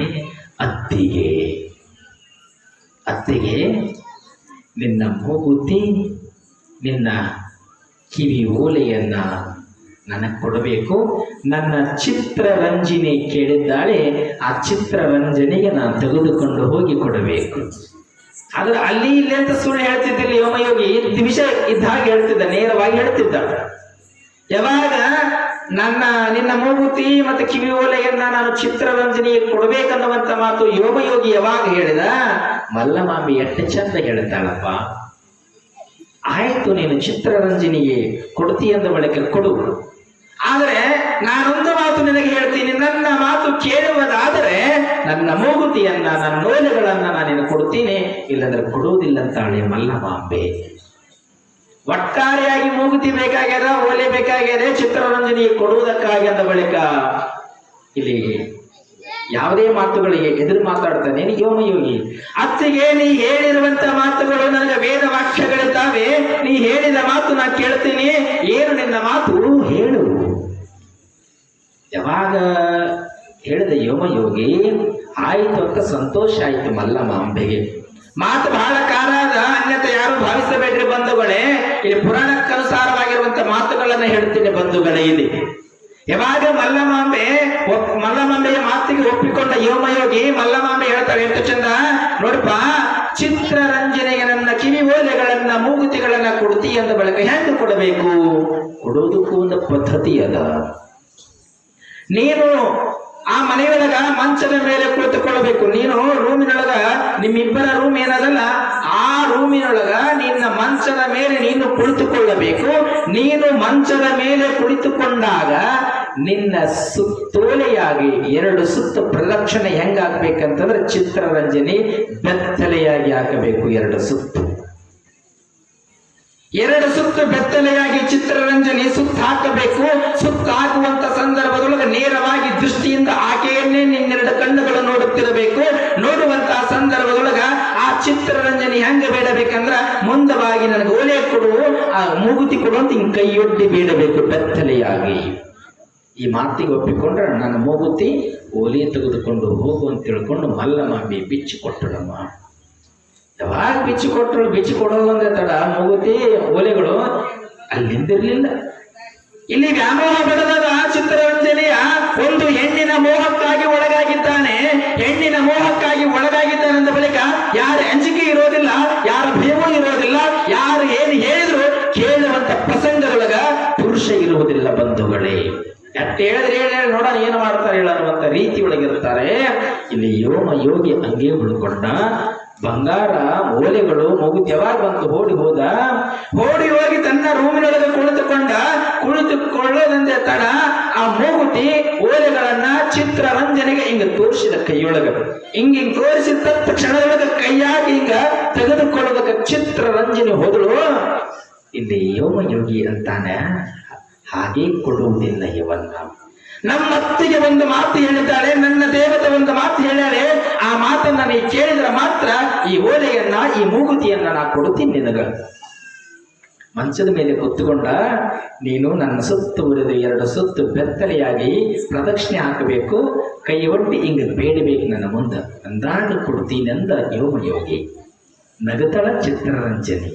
ಲಜ್ಜಿಗೆಟ್ಟ ಹೆಣ್ಣು ಮಗಳಿದ್ದಾಳೆ, ತನ್ನೆಲ್ಲವನ್ನ ಸರ್ವವಸ್ತ್ರವನ್ನು ಮಾರಿಕೊಂಡಾಳೆ. ಆ ತಾಯಿಗೆ ಹೆಣ್ತನತಕ್ಕಂಥದ್ದು ಯಾವುದೂ ಗೊತ್ತಿಲ್ಲ. ಒಟ್ಟಾರೆಯಾಗಿ ಬಂಗಾರದ ವ್ಯಾಮೋಹದ ಖುಷಿಯಾಗಿ ಉಳ್ಕೊಂಡಾಳೆ. ಆಯ್ತೊಂದು ಚಿತ್ರರಂಜನಿ. ಯಾವಾಗ ಆಯ್ತು ಪ್ರದಕ್ಷಿಣೆ ಹಾಕತ್ತದಳು. ಪ್ರದಕ್ಷಿಣೆ ಹಾಕುವಂತ ಸಂದರ್ಭದೊಳಗ ಅತ್ತಿಗೆ ಏನ್ ಹೇಳ್ತಿರಲ್ಲ, ಬೆತ್ತಲೆಯಾಗಿರುವಂತ ದೃಷ್ಟಿಯನ್ನು ನೇರವಾಗಿ ನೋಡ್ಬೇಕನ್ನುವಂತ ಮಾತು ಹೇಳಿದ್ರು. ಹಾಗೆ ನೇರವಾಗಿ ನೋಡೋದೊಂದ ತಡ ಇಲ್ಲಿ ಮುಂದೆ ಬೇಡ್ತಾಳ. ಬೇಡದ್ರೊಳಗ ಹಿಂಗ್ ಕೈಯ ಮುಟ್ಟೊಳಗ ಯೋಮಯೋಗಿ ಬಂಗಾರವನ್ನ ಮೂಗುತಿ ಓಲೆಗಳನ್ನ ಕೊಡೋದಕ್ಕೋದ. ಯಾವಾಗ ಪತಿವ್ರತೆಯಾಗಿರ್ತಕ್ಕಂಥ ಮಲ್ಲಮಾಂಬೆಯ ಮೂಗುತಿ ಇನ್ನೇನು ಚಿತ್ರರಂಜನೆಗೆ ಸಾಯ್ತು, ಆಕಿ ಮೂಳೆ ಮಾಂಸದಿಂದ ತುಂಬಿದಂತೆ ಕೆಳಗೆ ಬೀಳ್ತಾಳೆ. ಚಿತ್ರರಂಜನೆ ಮಲ್ಲಮಾಂಬೆಯ ಮೂಗುತಿ ಮುಟ್ಟಿದ್ದಕ್ಕಾಗಿ. ಇದು ಪತಿವ್ರತೆಯರ ಧರ್ಮ. ಯಾವಾಗ ಹಿಂಗೆ ಬಿದ್ದು ಈ ದೇಹ ಅನ್ನುವಂತ ಶರೀರ ಮಾಂಸ ಖಂಡಗಳಿಂದ ಮೂರ್ತಿಯಾಗಿ ತುಂಬಿಕೊಂಡಾದ ಈ ಶರೀರಕ್ಕೆ ತೊಗಿಲಿನ ಹೊದಿಕೆಯನ್ನ ಭಗವಂತ ಕೊಟ್ಟಾನ. ಇದ್ರೊಳಗೆ ಏನೂ ಇಲ್ಲ. ಹಿತ್ತು ದಿನ ಹೇಸಿಕೆಯೊಳಗೆ ಬಿದ್ದು ನಾನು ಒದ್ದಾಡಿದೆ ಅಂತ ತಿಳ್ಕೊಂಡು ಯೋಮಯೋಗಿ ಅಂತಂದ್ರೆ ಬಂಧುಗಳೇ. ಇನ್ನು ನಾ ಮಾಡಿರುವಂತ ತಪ್ಪು ಬಹಳ ಆಗ್ಯದ. ಇನ್ನು ಉಳಿದ ಜೀವ ಏನದಲ್ಲ ಈ ಭಗವಂತನಿಗೆ ಅರ್ಪಣೆ ಆಗ್ಬೇಕು. ಹಂಗ ನಾ ಒಳ್ಳೆ ನೀತಿವಂತನಾಗಿ ಬದುಕಿನ ತಿಳ್ಕೊಂಡು ಆ ಮನೆಯೊಳಗೆ 1 ನಿಮಿಷ ಅಡಗಡೆಗೆ ನಿಲ್ಲಲಿಲ್ಲ. ಯೋಮಯೋಗಿ ಅತ್ತಿಗೆಯ ಮುಂದೆ ಬರ್ತಾನೆ. ಕೇವಲ ಇಲ್ಲಿ ಯೋಮಯೋಗಿಗೆ ಮಾತ್ರ ಬುದ್ಧಿ ಬರಲಿಲ್ಲ, ಇಲ್ಲಿ ಚಿತ್ರರಂಜನೆಗೆ ಸಹಿತವಾಗಿ ಮಲ್ಲಮಾಂಬೆ ಮುಂದೆ ಬರ್ತಾಳೆ. ಇದನ್ನ ಈ ಮೂಗುತಿಯನ್ನ ಪತಿವ್ರತೆಯರು ಮಾತ್ರ ಮುಟ್ಲಿಕ್ಕಾಗ್ತದೆ. ನಮ್ಮಂತ ಕೆಟ್ಟ ನೀಚ ಹೆಣ್ಣು ಮಕ್ಕಳು ಎಂದಿಗೂ ನಿಮ್ಮಂತ ಮಹಾತ್ಮೇರಿಯ ಮೂಗುತಿಯನ್ನ ಮುಟ್ಲಿಕ್ಕಾಗೋದಿಲ್ಲ ಅಂತ ತಿಳ್ಕೊಂಡು ಇಲ್ಲಿ ಮಲ್ಲಮಾಂಬೆಗೆ ಚಿತ್ರರಂಜನೆ ಸಹಿತವಾಗಿ ನಮಸ್ಕಾರ ಮಾಡಿದ್ರು. ಮುಂದೆ ಆ ತಾಯಿ ಒಳ್ಳೆಯ ಹಾದಿಯನ್ನು ಇಟ್ಟುಕೊಂಡು ಈ ವೃತ್ತಿಯನ್ನ ಬಿಟ್ಟು ಒಳ್ಳೆ ಜಾಣ್ಮೆ ಹೆಣ್ಣು ಮಗಳಾಗಿ, ನೀತಿವಂತ ಹೆಣ್ಣು ಮಗಳಾಗಿ ಚಿತ್ರರಂಜನೆಯನ್ನ ಬದಲಾಯಿಸುವಂತ ವಿಚಾರವನ್ನ ಮಾಡ್ತಾಳಂದ್ರೆ ಮಲ್ಲಮಾಂಬೆ ಶ್ರೀ ಶೈಲ ಮಲ್ಲಿಕಾರ್ಜುನನ ಆಶೀರ್ವಾದವನ್ನು ಪಡ್ಕೊಂಡು ಹೆಣ್ಣು ಮಕ್ಕಳಿಗೆ ನೀತಿ ಬೋಧನೆ ಪಾಠವನ್ನ ಮಾಡಿದಳು.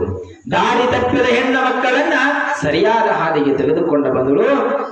ಇಲ್ಲಿ ಯೋಮಯೋಗಿ ಸಹಿತವಾಗಿ ಹೆಂಗ್ ಉಳ್ಕೊಂಡ ಹಾಗೆ ಉಳ್ಕೊಡುವುದು. ಉದ್ಯೋಗಂ ಪುರುಷ ಲಕ್ಷಣವನ್ನು ಹಾಗೆ. ಹುಡುಗರು ಕೆಲಸ ಹೆಂಗಿರ್ಬೇಕಂದ್ರೆ ಕಾಯಕಗಳಿಗಿರ್ಬೇಕಂತ್ರಿ. ಕಾಯಕ ಇತ್ತಂದ್ರೆ ಈ ಕೈ ಬಾಳ ಕೆಲಸ ಚಲೋ ಇರ್ತದ್ರಿ. ಕೈ ಕಾಯಕ ಇಲ್ಲ ಅಂತಂದ್ರೆ ಈ ಕೈ ನೋಡಬಾರದ್ರಿ. ಪುರುಷರ ಕೈ ದುಡಿಬೇಕು. ಕಾಯಕದೊಳಗೆ ತಲ್ಲೀನವಾದಾಗ ಭಗವಂತ ಮೆಚ್ತಾನೆ ಹೊರತು ಊಟ ಮಾಡ್ಕೊಂಡು 3 ಹೊತ್ತು ಹಾಗೆ ಓಡಾಡಿದೀವಿ ಅಂತಂದ್ರ ಇಲ್ಲಿ ಮನೆಯೊಳಗೆ ಹೆಣ್ಣು ಮಕ್ಕಳು ಇರ್ತಾರೆ, ಊಟ ತಂದು ಹಾಕೋರು ಯಾರ ಅವರಿಗೆ. ಬೆಳಗ್ಗಿಂದ ಸಾಯಂಕಾಲ ತನಕ ಕೂಡೋದು ರಾತ್ರಿ ಊಟಕ್ಕೆ ಬಂದ್ರೆ ಆ ಹೆಣ್ಣು ಮನೆಯೊಳಗೆ ಏನು ಮಾಡಬೇಕು? ದುಡಿಬೇಕನ್ನುವಂತ ವಿಚಾರಧಾರಿ ಇರಬೇಕು. ಯೋಗಿ ಇಷ್ಟು ದಿನಗಳ ಕಾಲ ಲಂಪಟನಾಗಿ ಬದುಕನ್ನ ಕಳೀತಾ ಇದ್ದ. ಇದು ಲಂಪಟತನದ ಜೀವನವಲ್ಲ ಅಂತ ತಿಳ್ಕೊಂಡು ಮಲ್ಲಮಾಂಬೆಯ ಬೋಧನೆಯ ಮಾತುಗಳಿಂದ ನಾವೊಂದು ಕಾಯಕ ಮಾಡ್ತೀನಂತಾನೆ ಯೋಗಿ. ಏನು ಕಾಯಕ? ಕೃಷಿ ಕಾಯಕವನ್ನ. ಇಲ್ಲಿ ಯೋಗಿ ಕೃಷಿ ಕಾಯಕವನ್ನ ಮಾಡುತ್ತಾ ಕಾಯಕದೊಳಗೆ ಉಳಿದುಕೊಳ್ಬೇಕಾದ್ರೆ ಎತ್ತುಗಳು ಎಲ್ಲಾ ರೀತಿಯಿಂದ ಕೊಡಿಸ್ತಾಳೆ ಮಲ್ಲಮಾಂಬೆ. ಹೊಲದೊಳಗೆ ಏನು ಬಿತ್ತಾನೆ ಯೋಗಿ? ಕಾಡ ಕವಡೆ ಕಾಯಿಗಳನ್ನ ಬಿತ್ತಾನೆ. ಕೆಲಸಕ್ಕೆ ತಲ್ಲೀನಾದ. ಹಿಂಗ ಕಾಲ ಕಳೆಯುತ್ತಾ ಇಲ್ಲಿ ಯೋಗಿ ಹೊರಟ. ಹೋಗುವಂತ ಸಂದರ್ಭದೊಳಗ ಕಾಡುತ್ತಿತ್ತವನಿಗೆ ಎಷ್ಟು ಕೆಟ್ಟ ಮನುಷ್ಯ ನಾನಾಗಿದ್ದೆ, ಎಂತ ಕೆಟ್ಟ ಜೀವನ ಇಷ್ಟು ದಿನಗಳ ಕಾಲ ನಾನು ಕಳೆದ ತಿಳ್ಕೊಂಡು ನೋವನಿಸ್ತು. ಯೋಗಿಗೆ ವಿಚಾರ ಮಾಡ್ಲಕತ್ತಿದ. ಅಭಿರಾಮಯ್ಯ ಅಂತಕ್ಕಂಥ ಒಬ್ಬ ಮನುಷ್ಯ ಲಂಬಯೋಗಿಯ ಸಂತ ಮಹಾತ್ಮನ ಸೇವೆ 12 ವರ್ಷಗಳ ಕಾಲ ಮಾಡಿದ್ದ. ಯಾರೇ? ಅಭಿರಾಮಯ್ಯ ಅನ್ನುವಂಥ ವ್ಯಕ್ತಿ. ಲಂಬಯೋಗಿಗಳು ಅಠವಾದಿಗಳು ಏನ್ ಹೇಳ್ತಿದ್ರು? ವಾಕ್ಶುದ್ಧಿ ಮಹಾಮಹಿಮಾ ಪುರುಷರು ಇರ್ತಾರೆ ಲಂಬಯೋಗಿಗಳು.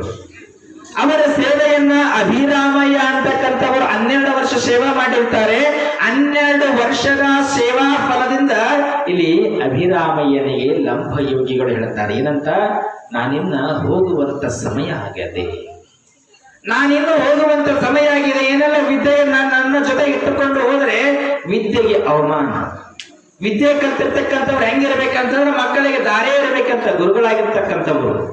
ವಿದ್ಯೆಯನ್ನ ದಾರಿ ಎರೆದಾಗ ಮಾತ್ರ ಮುಂದೆ ಆ ವಿದ್ಯೆ ಸಂಪೂರ್ಣವಾಗಿ ಉಳಿದುಕೊಳ್ತದೆ.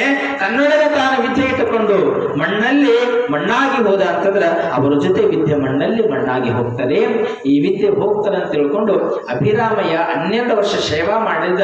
ಆ ಸೇವಾದ ಫಲದಿಂದ ಮಧ್ಯರಾತ್ರಿ ಬಾ ಅಂತ ಹೇಳ್ತಾರೆ 12 ಗಂಟೆಗೆ. ಯಾರಿಗೆ? ಅಭಿರಾಮಯ್ಯನಿಗೆ ಲಂಬಯೋಗಿಗಳು ಹೇಳ್ತಾರೆ. ಇಲ್ಲಿ ಏನೋ ದೈವ ಅಂತ ಕರಿತೀವಿ. ಒಬ್ಬ ಮನುಷ್ಯನ ಜೀವನದೊಳಗೆ ಯಾವ ರೀತಿಯೊಳಗೆ ಬದಲಾವಣೆ ಅಂತಕ್ಕಂಥದ್ದು ಕಂಡು ಬರ್ತದೋ ಗೊತ್ತಿಲ್ಲ. ಹಿಂಗ ಇಲ್ಲಿ ಯೋಗಿಗೆ ಬದಲಾವಣೆ ಬಂತು.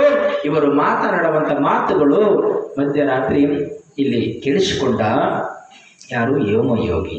ಯಾವಾಗ ಕೇಳಿಸಿಕೊಂಡ ಅದನ್ನ ನಾನು ಪಡಿಬೇಕಂತ ಆಟ ಹುಟ್ಟಿತ್ತು ಯೋಗಿಗೆ. ಇಲ್ಲಿ ಅಭಿರಾಮಯ್ಯ ಅಕ್ಕಸಾಲಿಗ ವೃತ್ತಿಯನ್ನ ಮಾಡ್ತಾನೆ. ಈ ಮನುಷ್ಯನ ಎಲ್ಲಾ ನೋಡಿದ. ಬಂಗಾರ ವಸ್ತ್ರ ವೈಡೂರ್ಯಗಳನ್ನ ಕೊಟ್ಟು ಇಡೀ ದಿನ ಯೋಗಿಗಳು ಹೇಳ್ತಾರೆ, ಇಡೀ ದಿನ ನೀನು ನಿನ್ನ ಕೆಲಸದೊಳಗೆ ನೀವು ಉಳ್ಕೊ ಅಂತ ತಿಳ್ಕೊಂಡು ಬಂಗಾರದ ಕೆಲಸವನ್ನ ಅಕ್ಕಸಾಲಿಗ ವೃತ್ತಿಗೆ ಹಚ್ಚಿದ. ಮತ್ತು ಬಂಗಾರ ಬಂತಂದ ಬಳಿಕ ಇಲ್ಲಿ ಅಭಿರಾಮಯ್ಯನಿಗೆ ಸಂತೋಷ ಅಂತ. ಸಂತೋಷ ಆದ ಬಳಿಕ ತನ್ನ ಕೆಲಸದೊಳಗೆ ತಾವು ಹೊರಕೊಂಡ. ಇಲ್ಲಿ ಏನ್ ಮಾಡ್ತಾರೆ? ಯೋಗಿಗಳು ಲಂಬಯೋಗಿ ಹತ್ರ ಮಧ್ಯರಾತ್ರಿ ಹೋಗ್ತಾನೆ. ಯಾವಾಗ ಮಧ್ಯರಾತ್ರಿ ಹೋದ, ಕುಳಿತುಕೊಂಡ ಧ್ಯಾನದೊಳಗೆ ಅವರು ಕೂತಾರೆ. ಇವರು ಸಹಿತವಾಗಿ ಧ್ಯಾನದೊಳಗ ಕುಳಿತುಕೊಂಡಿರುವಂತ ಸಂದರ್ಭದೊಳಗ ಅಭಿರಾಮ ಬಂದಿಯೇನು? ನನ್ನೆಲ್ಲ ವಿದ್ಯೆಯನ್ನ ನಿನಗೆ ದಾರಿ ಎರಿತೀನಿ ನನ್ನ ಮಂತ್ರ ಶಕ್ತಿಯಿಂದ. ಅಭಿರಾಮಯ್ಯ ಬರಲಿಲ್ಲ, ಇವತ್ತು ನನ್ನನ್ನ ಕಳಿಸಿಕೊಟ್ಟಿದ್ದಾರೆ, ಅದಕ್ಕೆ ನಾನು ಬಂದೆ ಅಂತ ತಿಳ್ಕೊಂಡು ಯೋಗಿಗಳು ಹೇಳಿದಾಗ ಇಲ್ಲಿ ಏನಾಗ್ತದೆ ಮತ್ತಂದ್ರೆ ಅಂತರ್ದೃಷ್ಟಿಯಿಂದ ನೋಡುತ್ತಾನೆ. ಇವನು ಬಹಳ ಕೆಟ್ಟ ಮನುಷ್ಯ ಇದ್ದ. ಆದ್ರೆ ಮಲ್ಲಮಾಂಬೆಯ ಕೃಪೆಯಿಂದ ಒಳ್ಳೆ ಮನುಷ್ಯನಾಗಿ ಕೇವಲ ನರಮಾನವನಿದ್ದ. ಈಗ ದಿವ್ಯ ಮಾನವನಾಗುವುದಕ್ಕಾಗಿ ಹೊರಟು ನಿಂತಾನ. ಈ ಮನುಷ್ಯನಿಗೆ ನನ್ನ ದಾರಿ ಎರೆದ್ರೆ ನನ್ನ ವಿದ್ಯೆ ಎಲ್ಲಿ ಹೋಗುವುದಿಲ್ಲ. ಹಾಗೆ ಹೋದ್ರೆ ನನ್ನ ಸಮಯ ಆಗ್ತದೆ, ಹೋಗ್ಬಿಡ್ತೀನಿ. ಒಟ್ಟಾರೆಯಾಗಿ ನನ್ನ ವಿದ್ಯೆ ದಾರಿ ಎರಿಬೇಕು, ನನ್ನ ಮುಂದೆ ಒಳ್ಳೆ ವ್ಯಕ್ತಿನೇ ಕೂತಾನಂತ ತಿಳ್ಕೊಂಡು ಇಲ್ಲಿ ಲಂಬಯೋಗಿಗಳು ಏನ್ ಮಾಡ್ತಾರೆ? ಹಠಯೋಗಿಗಳು ತನ್ನೆಲ್ಲಾ ಶಕ್ತಿಯನ್ನ ಇಲ್ಲಿ ಯೋಗಿಗೆ ಮಧ್ಯರಾತ್ರಿ ದಾರಿ ಎರಿತಾರೆ. ಯಾವಾಗ ದಾರಿ ಎರೆದ್ರು ಸಂತೋಷ ಆಯಿತು.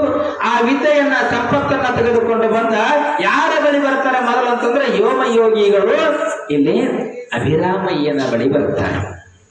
ನೋಡು ಅಭಿರಾಮಯ್ಯ, ನೀನಿಲ್ಲದ ಇದ್ದರೆ ನಮಗ ಇಲ್ಲಿ ಲಂಬ ಯೋಗಿಯ ದರ್ಶನ ಆಗುತ್ತಿರಲಿಲ್ಲ. ನಿನಗೆ ಸಿಗಬೇಕಾಗಿದ್ದ ಎಲ್ಲ ದಿವ್ಯ ಶಕ್ತಿ ನಿನಗೆ ನಾನು ಕೆಲಸ ಕೊಟ್ಟು ನಾನು ಆ ಲಂಬಯೋಗಿಯ ಬಳಿ ಹೋದಾಗ ನಿನಗೆ ಕೊಡುವಂತ ಶಕ್ತಿಯನ್ನು ನನಗೆ ಕೊಟ್ಟ. ಅದಕ್ಕೆ ಲಂಬ ಯೋಗಿಗಳು ನನಗೆ ಗುರು ಆಗಿರಬಹುದು. ಅಭಿರಾಮಯ್ಯ ನೀನೇ ನನಗೆ ಮೊದಲನೆಯ ಗುರು ಅಂತಾನೆ ಯೋಗಿ. ನೀನೇ ಮೊದಲನೆಯ ಗುರು. ಇಲ್ಲಿ ಎರಡನೇದು ಯಾರಂತಂದ್ರ ಲಂಬಯೋಗಿಗಳು. ಯಾಕೆ ನೀನೇ ಮೊದಲೇ ಗುರು ಅಂದ್ರೆ 12 ವರ್ಷ ಸೇವಾ ಮಾಡಿದಿ. ನನ್ನ ತತ್ಕ್ಷಣದೊಳಗೆ ಹಿಂಗ ಬಂದೆ, ಹಿಂಗ ಹೋಗು ಅಂತ ಹೇಳಿದ್ದೆ, ದಾರಿ ತೋರಿಸ್ತೀವಿ. ಯಾವ ಗುರು ದಾರಿ ತೋರಿಸ್ತಾನೆ ಆ ಗುರುವನ್ನ ಮರಿಬಾರದು.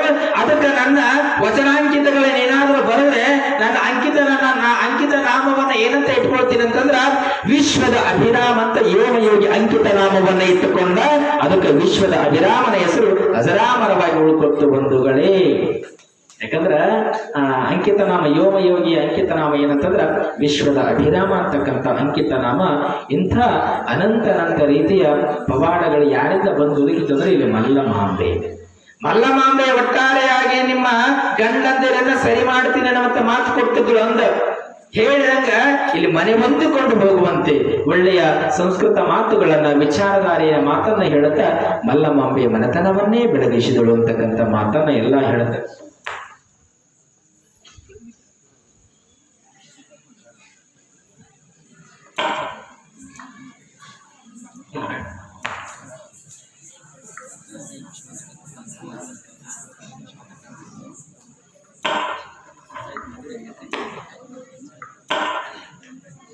ಇಲ್ಲಿ ಮಲ್ಲಮಾಂಬೆ ಎಲ್ಲರನ್ನ ಜೀವನವನ್ನೇ ಬೆಳಕು ಮಾಡ್ಕೊತ ಹೊಂಟಳು, ಸಂತೋಷ ಜೀವನ. ಹೀಗಿರುವಂತ ಸಂದರ್ಭದೊಳಗೆ ಹೆಣ್ಣು ಮಕ್ಕಳಾಗಿರ್ತಕ್ಕಂಥವ್ರು ಹೆಂಗಿರ್ಬೇಕು? ಮಲ್ಲಮಾಂಬೆ ಹೆಂಗಿಳಿದಾಳೆ? ಹೆತ್ತ ತಂದೆ ತಾಯಿಗಳು ಕೊಟ್ಟಿರುವಂತಹ ಒಳ್ಳೆಯ ಮಾತುಗಳಿಂದ ಇಡೀ ಮನೆತನವೇ ಹೆಣ್ಣತನದ ಕುಲವನ್ನೇ ಬೆಳಕು ಮಾಡಿದಳು ಜಗತ್ತಿನೊಳಗ. ಹಂಗ ಇಲ್ಲಿ ಒಂದು ತಿಂಗಳಾತ ನಿಮ್ಗೆ ಕಥೆ ಹೇಳ್ತೀನಂತ. ಮನೆತನ ಹೆಂಗೊಳಿಸ್ಬೇಕಂತಂದ್ರೆ ಹೇಳ್ಬಿಡ್ತೀನಿ ವರ್ತ ನಿಮ್ಗೆ. ಹೆಂಗಂದ್ರ ಒಬ್ಬ ಸಂತ ಮಹಾತ್ಮರಿದ್ರು. ಆ ಸಂತ ಮಹಾತ್ಮರು ವಾಕ್ಚಿತಿ ಪುರುಷರಿದ್ರು. ಆದ್ರೆ ಯಾರ ಮನೆಗೆ ಹೋಗ್ತಿರ್ಲಿಲ್ಲ. ಯಾರ ಮನೆಗೆ ಹೋಗ್ಬೇಕಂತ ಆಸೆ ಅಕ್ಕಿತ್ತು ಅವ್ರ ಮನೆಗೆ ಮಾತ್ರ ಹೋಗ್ತಿದ್ರು.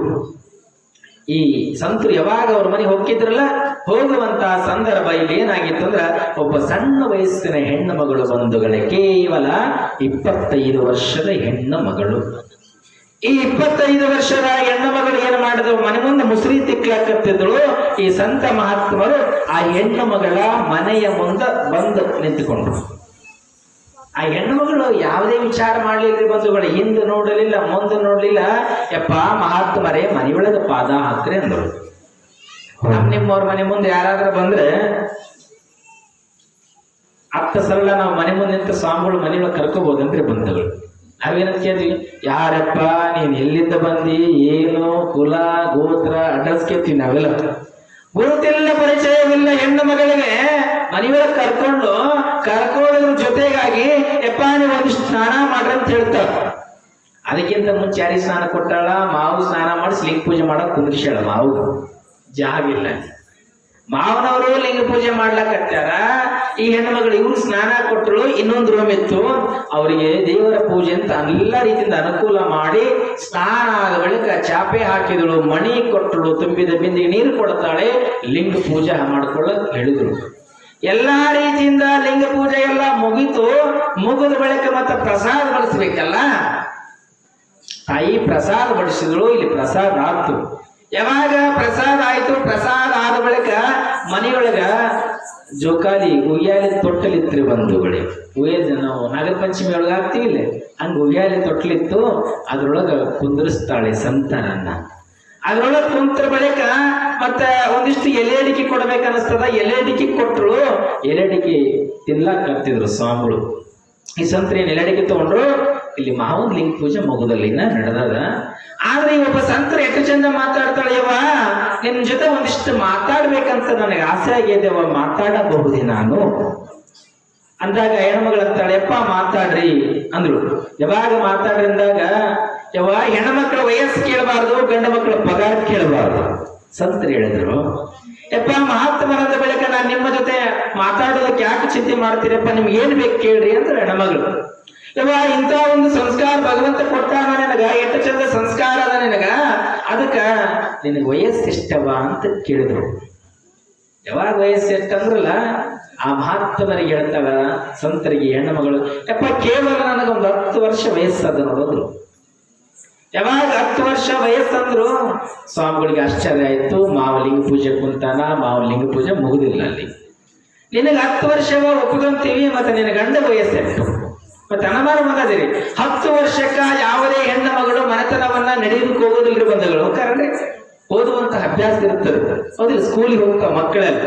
ಆದ್ರೆ 10 ವರ್ಷಕ್ಕ ಗಂಡನ ಮನೆಗೆ ನಡೆಯಕ್ಕೆ ಬಂದ. ಇಲ್ಲಿ ತನಗ 10 ವರ್ಷ ಅಂತ ಹೇಳ್ತಾಳೆ. ನಿನ್ನ ಗಂಡನ ವಯಸ್ಸಂದಾಗ ಎದ್ದು ಮಾತಾಡ್ತಾಳೆ ಎಷ್ಟು ಚಂದ. ಯಪ್ಪ, ನನ್ನ ಗಂಡನ ಕೇವಲ 5 ವರ್ಷ ವಯಸ್ಸು. ಯಾಕ್ರಿ ಇಲ್ಲಿ ದಿಗ್ಭ್ರಾಂತರಾದ್ರು ಸಂತರು. ಕೇವಲ 5 ವರ್ಷ ಅಂತ ಯಾವಾಗ ಹೇಳಿದ್ರಲ್ಲ, ಇಲ್ಲಿ ಆಶ್ಚರ್ಯ ಆಯ್ತು. ಮಾವು ಒಳಗೆ ಸಂಕಟದ್ರಿ ಬಂಧುಗಳೇ, ಲಿಂಗ ಪೂಜೆ ನಡೆದ. ಮಗನಿಗೆ 5 ವರ್ಷ ಅಂದ್ರೆ ಬಿಡ್ತಾನಂದ್ರೆ ಮಾವ ಲಿಂಗ ಪೂಜೆ ನೀರ್ ಹಾಕೊಂಡ, ಶಿವ ಶಿವ ಶಿವ ಅಂತ ನೀರ್ ಹಾಕೊಂಡ, ಮತ್ತೆ ಬಟ್ಟೆ ಇಟ್ಕೊಂಡ, ಅದಕ್ಕೆ ಅವಸರ ಮಾಡ್ಕೊಂಡು ಲಿಂಗೈನ ಒಳಗಿಟ್ಕೊಂಡ ಹೊರಗೆ ಬಂದ. ಇವ ನಿನ್ ಗಂಡಗೆ 5 ವರ್ಷ ಒಪ್ಕೊಂಡೆ, ನಿನ್ನ ಮಾವು ಬಂಜರ ವಯಸ್ಸು ಹೇಳ್ಬಿಡು ಅಂದ್ರು. ಹೇಳಿದ ತಕ್ಷಣ ಅಂತಾಳ, ಯಪ್ಪ ನನ್ನ ಮಾವಿಗೆ ಕೇವಲ 3 ವರ್ಷ ಅಂದ್ರೆ ಮಾವು ಸುಮ್ ಬಿಡ್ತಾನಂದ್ರೆ ಎಂತ ಬಿಡಾಕ್ ಹೋದ ಹೇಳಿ ಸೊಸಿಗೆ ಹೇಳು. ಬಿಡಾಕ್ ಹೋದ ಹೊಡಿಬೇಡ ತಡಿ, ನಿನ್ನ ಸೊಸಿ ಏನ ಮಾತಾಡಕತ್ತಾಳ, ವಿಚಾರವಂತ ಹೆಣ್ಣು ಮಗದಾಗ ಒಂದಿಷ್ಟು ತಾಳ್ಮೆಯಿಂದಿರು, ನೀನು ಮುಟ್ಟಬೇಡ ನಿನ್ನ ಸೊಸಿ ನಂದ್ರು ಸಂತರು. ಯಾವಾಗ ಹಿಂಗ ಹೇಳಿದ್ರಲ್ಲ, ಆಯ್ತು ನಿನ್ನ ಮಾವು 3 ವರ್ಷ ಒಪ್ಕೊಂಡವ, ಅತ್ತಿ ಇಲ್ಲಿದ್ದಾಳ. ಮತ್ 3 ವರ್ಷ ಮೇಲೆ ಅತ್ತಿಲಿ ಬರ್ತಾಳೆ. 3 ವರ್ಷ ಈಗ ಮಾವು 3 ವರ್ಷದ ಮೇಲೆ ಅತ್ತಿ ಮದುವೆಗೆ ಇರ್ತದ. ಹಾಗಿಲ್ಲ, ನಿನ್ನ ಅತ್ತಿ ವಯಸ್ಸೆಟ್ಟು. ನನ್ನ ಅತ್ತಿ ಮನೆಗಿನ್ನ ಹುಟ್ಟಿಲ್ಲ ಅಂತ ಬಿಟ್ರು. ಹುಟ್ಟಿಲ್ಲ ಅಂದ್ರೆ ಮತ್ತೆ ಮಾವು ಸುಮ್ ಬಿಡ್ತಾರನ್ರಿ. ಹೆಂಡತಿ ಕೊಲೆ ಮಾಡಿದ್ರೆ ಹೆಂಡತಿನ ಅಲ್ಲ, ನನ್ನ ಮಗ ಬಂದಾಗ ನೀ ಮನೆ ಹಿಡಿಯಕ್ ಬಂದಿ, ಅತ್ತಿ ಹುಟ್ಟಿಲ್ಲ ಅಂತಿತ್ತು, ಮತ್ತೆ ಹೊಡ್ಯಕ್ ಹೋದ ಕೈ ಹಿಡದ ಸಂತರು. ತಡಿ ಒಂದಿ ಜರ ಬಹಳ ತೂಕಬದ್ಧ ಮಾತುಗಳನ್ನ ನಿನ್ನ ಸೊಸಿ ಹೇಳಕತ್ತಾಳ. ಇಷ್ಟೆಲ್ಲ ಹೇಳಿದವ, ಆದ್ರೆ ಬಡವರಲ್ಲೇ 3 ಕೋಟ್ಯಾಧೀಶ್ವರರು, ಕೋಟಿಗಟ್ಟಲೆ ಭಗವಂತ ಸಂಪತ್ತು ಕೊಟ್ಟಾನೆ. ಯಾವ ಇಷ್ಟು ಹೇಳಕತ್ತಿ ಒಪ್ಕೊಂಡಿ. ನೀನು ಬಿಸಿ ಊಟ ಮಾಡ್ತೀವೋ ಅಥವಾ ತಂಗುಳು ಊಟ ಮಾಡ್ತೀವೋ? ಯಪ್ಪ ನಾನು ತಂಗುಳು ಊಟ ಮಾಡ್ತೀನಿ ಅಂದ್ರು. ಮತ್ತೆ ಕೋಟ್ಯಾಧೀಶ್ವರರು ಬಡವರಲ್ಲ, ನಿಮಿಷ ನಿಮಿಷಕ್ಕೆ ಬೇಡಿದ ಅಡುಗೆಯನ್ನ ಮಾಡಿಕೊಂಡು ಕೊಡುವಂತ ಶಕ್ತಿ ಭಗವಂತ ಕೊಟ್ಟಾನ. ದಾನ ಧರ್ಮವನ್ನ ಮಾಡುವಂತ ಶಕ್ತಿ ಭಗವಂತ ಕೊಟ್ಟಾನ. ಇಲ್ಲಿ ಹೇಳಿದ್ರು ತಂಗಳನ್ನ ಊಟ ಮಾಡ್ತೀನಿ ಅಂದ್ ಬಿಟ್ರು ಸೊಸಿ. ಗಟ್ಟ ಮತ್ತೆ ಮಾತು ಮಾಡ ಕೈ ಹಕ್ಕಂದ ಎಲ್ಲಿ ಸುಮ್ಮನೆ ತಗೋನಿ ಅಂದ್ರೆ ಸಂತರು. ಒಟ್ಟು ಸಂತರು ಕೈ ಎತ್ತಾರ ಮಾವ, ಸಂತರ ಮಾತ್ರ ಬಡಿಯಕ್ಕೆ ಬಿಡುತ್ತಿಲ್ಲ ಸೊಸಿಯನ್ನ. ಯಾವಾಗ ಹಿಂಗಾತಲ್ಲ, ಆಯ್ತವ ಒಪ್ಪಿಕೊಂಡೆ, ಇನ್ನು ಮುಂದೆ ಉತ್ತರ ಕೇಳ್ಕೊತ ಹೋಗ್ತೀನಿ, ಅದಕ್ಕೆ ಪ್ರಶ್ನೆ ಕೇಳ್ತೀನಿ, ಉತ್ತರ ಹೇಳು. ಇಲ್ಲಿ ಮಾವ ಏನ್ ಹೇಳ್ದ, ಹುಡುಗ ನೀನ್ 10 ವರ್ಷ ಅಂತ ನಿನಗಂತ ಕೇಳಿದ್ಯವ, 10 ವರ್ಷ ಅಂತ ಹೇಳಿದಿ, ಮತ್ತ 10 ವರ್ಷದ ಅರ್ಥ ಹೇಳು. ಯಾವಾಗ 10 ವರ್ಷದ ಅರ್ಥವನ್ನ ಹೇಳುವಂದಾಗ ಹೇಳ್ತಾಳ, ಯಪ್ಪ ನನ್ನ ಜೀವನದೊಳಗ ಸಂತರಂದ್ರೇನು, ಮಹಾತ್ಮರಂದ್ರೇನು, ಹಿರಿಯರಂದ್ರೇನು, ಎಲ್ಲರೂ ಯಾರ ಮನೆಗೆ ಬಂದ ಪೂಜೆ ಅಂದ್ರೇನು, ಅನುಷ್ಠಾನ ಅಂದ್ರೇನು, ಲಿಂಗ ಪೂಜೆ, ಇವೆಲ್ಲ ಪೂಜಾ ವಿಧಿ ವಿಧಾನಗಳನ್ನ ತಿಳ್ಕೊಳ್ಳಕ್ಕಾಗಿ 10 ವರ್ಷ ಆಗ್ಯದ. ಬಾಲ್ಯದೊಳಗೆ 15 ವರ್ಷ ಕಳೆದೀನಿ, ಒಳ್ಳೆಯ ಮಾತುಗಳನ್ನ ಹೇಳ್ಕೊತಾ ಹೊಂಟೀನೆಲ್ಲ. ಯಮರಾಯನ ಲಿಸ್ಟಿನೊಳಗ 10 ವರ್ಷ ಜಮಾ ಆಗ್ಯದಪ್ಪ. ಅದಕ್ಕೆ ನನಗೆ ನಿಜವಾಗ್ಲೂ 10 ವರ್ಷ ಇರೋದು. ಆಗ ನಿಜವಾದ ವಯಸ್ಸು ಟೋಟಲ್ 25 ವರ್ಷ ತಾಯಿಯ ಗರ್ಭದಿಂದ ಬಂದಿರೋದು. 15 ವರ್ಷ ವೇಸ್ಟ್ ಆಗ್ಯದ, 10 ವರ್ಷ ಯಮರಾಯನ ಲಿಸ್ಟಿನೊಳಗೆ ಜಮಾ ಆಗ್ಯದ. ಒಪ್ಕೊಂಡವ, ನಿನ್ನ ಮಾತು ಬರೋಬರಿ ಆಯ್ತು. ಮತ್ತೆ ನಿನ್ನ ಗಂಡಗ 5 ವರ್ಷ ಅಂತ ಹೇಳಿದಿ, ಉತ್ತರ ಹೇಳ್ಬೇಕಲ್ಲ ಈಗ. ಯಪ್ಪ ನನ್ನ ಗಂಡ ತಾಯಿಯ ಗರ್ಭದಿಂದ ಬಂದು 35 ವರ್ಷ ಆಗ್ಯದೆ. ಹೆಂಗ್ ಕಳೆದಾನಂದ್ರೆ, ನನ್ನ ಗಂಡ 30 ವರ್ಷ ಹುಡುಕ್ತಾ ಚಟಕ್ಕ ದಾಸನಾಗಿ ಹೆಣ್ಣಿನಿಂದ ಹೋಗಿ ಓಸಿ ಇಸ್ಪೆಟ್ಟು ಎಲ್ಲದಕ್ಕೂ ದಾಸನಾಗಿದ್ದಾನೆ. ಯಾರು ಹಿರಿಯರ ಹೇಳಿದ ಮಾತುಗಳನ್ನ ಮನೆಯೊಳಗೆ ಒಂದು ದಿನವಾದರೂ ಕೇಳಿಲ್ಲ ನನ್ನ ಪತಿದೇವ, ನನ್ನ ಗಂಡ. ಅದಕ್ಕ ಕುಡಿಬೇಡ, ತಿನ್ನಬೇಡ, ಹೆಣ್ಣಿನ ಸಂಘ ಬೇಡ, ಆಚಾರವಂತನಾಗು, ವಿಚಾರವಂತನಾಗು, ಕ್ರಿಯಾಶೀಲನಾಗು ತಿಳ್ಕೊಂಡು ಹೇಳಿ ಹೇಳಿ ಮದುವೆ ಆದೊಳಗೆ ಒಂದು ಹಂತಕ್ಕೆ ತಂದೇನೆ.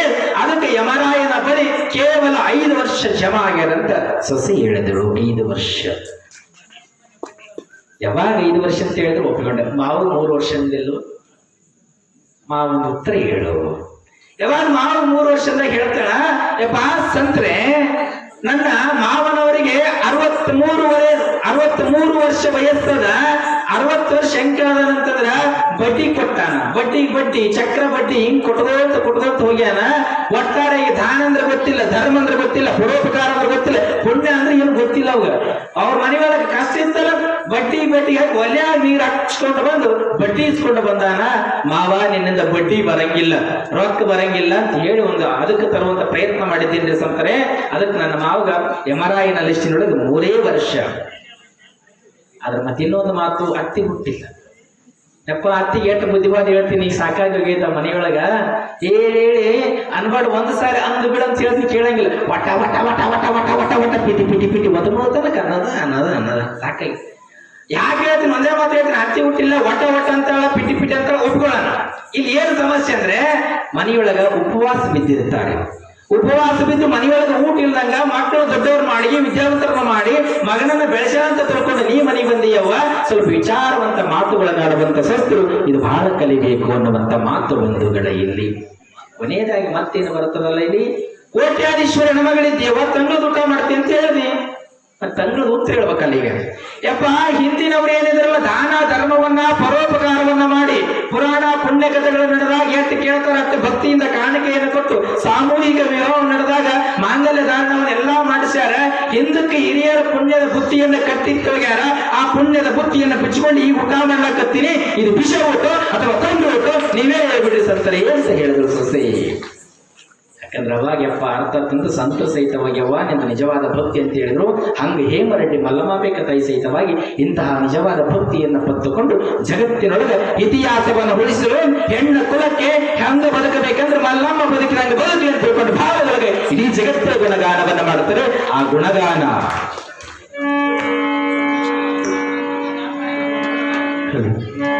ಹತ್ತಿ ಕಡೆಗೆ ಬತ್ತಿ ಕಡೆಗೆ ಬಾನೋರ್ ಬಸನೋರ್ ಕೈ ಕೈ ಜೋಡ್ಗೈ ಇವ್ರು ಶುರು ಮಾಡಿದ್ರು ನೋಡ್ರಿ. ನನ್ಕಿಂತ ಮೊದಲು ಹಾಡ್ತಾವೆ ಈಗಲೇ ಬರಕರ ಮತ್ತು ಕುರುಕುರಿ ತಿಂದ್ಬಿಡ್ತಾರ, ಅಷ್ಟು ಎನರ್ಜಿ ಬರುತ್ತೆ. ನನ್ಕಿಂತ ಪ್ರಶ್ನೆ ಶುರು ಮಾಡಿಬಿಡ್ತಾರೆ. ಹತ್ತಿ ಕಡೆಗೆ ಬತ್ತಿ ಕಡೆಗೆ ಬಾನೋರ್ ಬಸನೋರ್ ಕೈ ಕೈ ಜೋಡ್ಗೈ ಪಂಚಂ ಪಗಡಂ ಮೆದೆ ಮೇಲೆ ಮಿಂಚು ಜಗದ್ಗುರು ಕುಂಕುಮ ಇದು ಹುಡುಗರಾಟವಮ್ಮ, ಇದು ಹುಡುಗರಾಟವಮ್ಮ. ಹತ್ತಿ ಕಡೆಗೆ ಬತ್ತಿ ಕಡೆಗೆ ಬಾನೋರ್ ಬಸನೋರ್ ಕೈ ಕೈ ಜೋಡ್ಗೈ ಪಂಚಂ ಪಗಡಂ ಮೆದೆ ಮೇಲೆ ಮಿಂಚು ಜಗದ್ಗುರು ಕುಂಕುಮ ಇದು ಹುಡುಗರಾಟವಮ್ಮ, ಇದು ಮಕ್ಕಳಾಟವಮ್ಮ.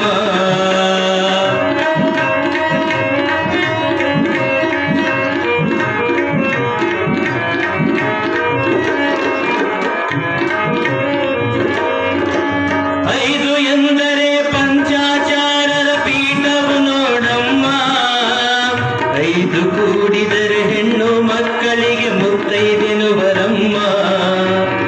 ಐದು ಎಂದರೆ ಪಂಚಾಚಾರರ ಪೀಠವು ನೋಡಮ್ಮ, ಐದು ಕೂಡಿದರೆ ಹೆಣ್ಣು ಮಕ್ಕಳಿಗೆ ಮುತ್ತೈದೆನುವರಮ್ಮ. ರಂಭಪುರಿ ಕುರಿತು ನಿಮ್ಮ ಕೈಯಲ್ಲಿ ಹಸಿರು ಬಲಿಯಮ್ಮ, ರಂಭಪುರಿ ಕುರಿತು ನಿಮ್ಮ ಕೈಯಲ್ಲಿ ಹಸಿರು ಬಲಿಯಮ್ಮ.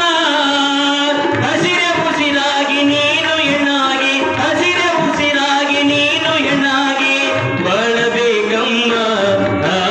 ಹತ್ತಿ ಕಡೆಗೆ ಬತ್ತಿ ಕಡೆಗೆ ಬಾನೋರ್ ಬಸನೋರ್ ಕೈ ಕೈ ಜೋಡ್ಗೈ ಪಂಚಂ ಪಗಡಂ ಎದಿ ಮೇಲೆ ಮಿಂಚು ಜಗದ್ಗುರು ಕುಂಕುಮ ಇದು ಹುಡುಗರಾಟವಮ್ಮ, ಇದು ಮಕ್ಕಳಾಟವಮ್ಮ.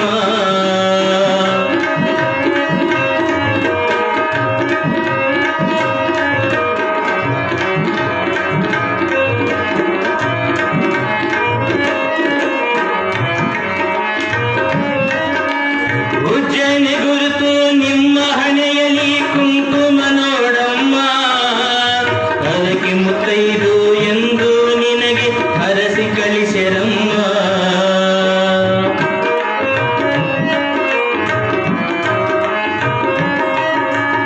ಉಜ್ಜಯಿನಿ ಗುರುತು ನಿಮ್ಮ ಹಣೆಯಲ್ಲಿ ಕುಂಕುಮ ನೋಡಮ್ಮ, ಅದಕ್ಕೆ ಮುತ್ತೈದೆ ಎಂದು ನಿನಗೆ ಹರಸಿ ಕಳಿಸೆರಮ್ಮ. ಮುತ್ತೈದ ಪಡೆದು ಲಿಂಗ ಪೀಠಕ್ಕೆ ನೆರೆಯಬೇಕಮ್ಮ, ಮುತ್ತೈದ ಪಡೆದು ಲಿಂಗ ಪೀಠಕ್ಕೆ ನೆರೆಯಬೇಕಮ್ಮ. ಜಗದ್ಗುರುಗಳ ಪ್ರೀತಿಯ ಮಗಳಾಗಿ, ಜಗದ್ಗುರುಗಳ ಪ್ರೀತಿಯ ಮಗಳಾಗಿ ಬಾಳಬೇಕಮ್ಮ. ಹತ್ತಿ ಕಡೆಗೆ ಬತ್ತಿ ಕಡೆಗೆ ಬಾನೋ ಬಸನೋ ಕೈ ಕೈ ಜೋಡ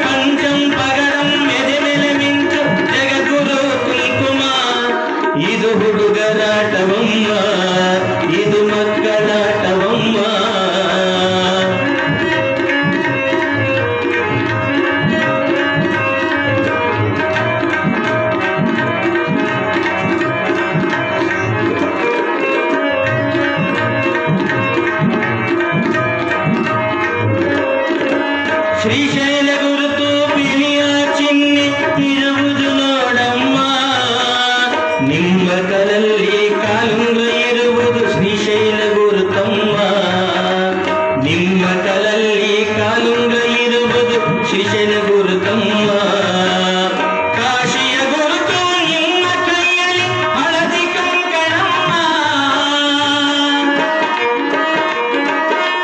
ಕಾಶಿಯ ಗುರುತು ನಿಮ್ಮ ಕೈಯಲ್ಲಿ ಹಳದಿ ಕಂಕಣಮ್ಮ. ಮುತ್ತೈದ ಪಡೆದು ಪಂಚಾಚಾರ್ಯರ ಮುತ್ತೈದ ಪಡೆದು ಪಂಚಾಚಾರ್ಯರ ಪೀಠಕ್ಕೆ ನಮಿಸಮ್ಮ. ಹತ್ತಿ ಕಡೆಗೆ ಬತ್ತಿ ಕಡೆಗೆ ಬಾನೂರ್ ಬಸನೂರ್ ಕೈ ಕೈ ಜೋಡೈ ಪಂಚಂ ಪಗಡಂ ಎದೆ ಮೇಲೆ ಮಿಂಚು ಜಗದ್ಗುರು ಕುಂಕುಮ. ಇದು ಹುಡುಗರಾಟವಮ್ಮ, ಇದು ಮಕ್ಕಳಾಟವಮ್ಮ.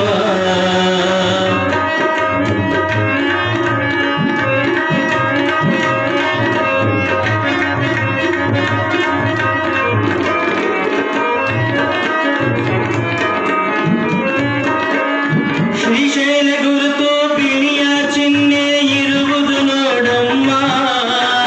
ನಿಮ್ಮ ಕಲಲ್ಲಿ ಕಾಲುಂಗ್ರ ಇರುವುದು ಶ್ರೀಶೈಲ ಗುರುತಮ್ಮ. ಕಾಶಿಯ ಗುರುತು ನಿಮ್ಮ ಕೈಯಲ್ಲಿ ಹಳದಿ ಕಂಕಣಮ್ಮ. ಮುತ್ತೈದ ಪಡೆದು ಪಂಚಾಚಾರ್ಯರ ಮುತ್ತೈದ ಪಡೆದು ಪಂಚಾಚಾರ್ಯರ ಪೀಠಕ್ಕೆ ನಮಿಸಮ್ಮ. ಹತ್ತಿ ಕಡೆಗೆ ಬತ್ತಿ ಕಡೆಗೆ ಬಾನೂರ್ ಬಸನೂರ್ ಕೈ ಕೈ ಜೋಡೈ ಪಂಚಂ ಪಗಡಂ ಎದೆ ಮೇಲೆ ಮಿಂಚು ಜಗದ್ಗುರು ಕುಂಕುಮ. ಇದು ಹುಡುಗರಾಟವಮ್ಮ, ಇದು ಮಕ್ಕಳಾಟವಮ್ಮ, ಇದು ಹುಡುಗರಾಟವಮ್ಮ. ಚಪ್ಪಾಳೆ ಹಾಕ್ತಾರೆ.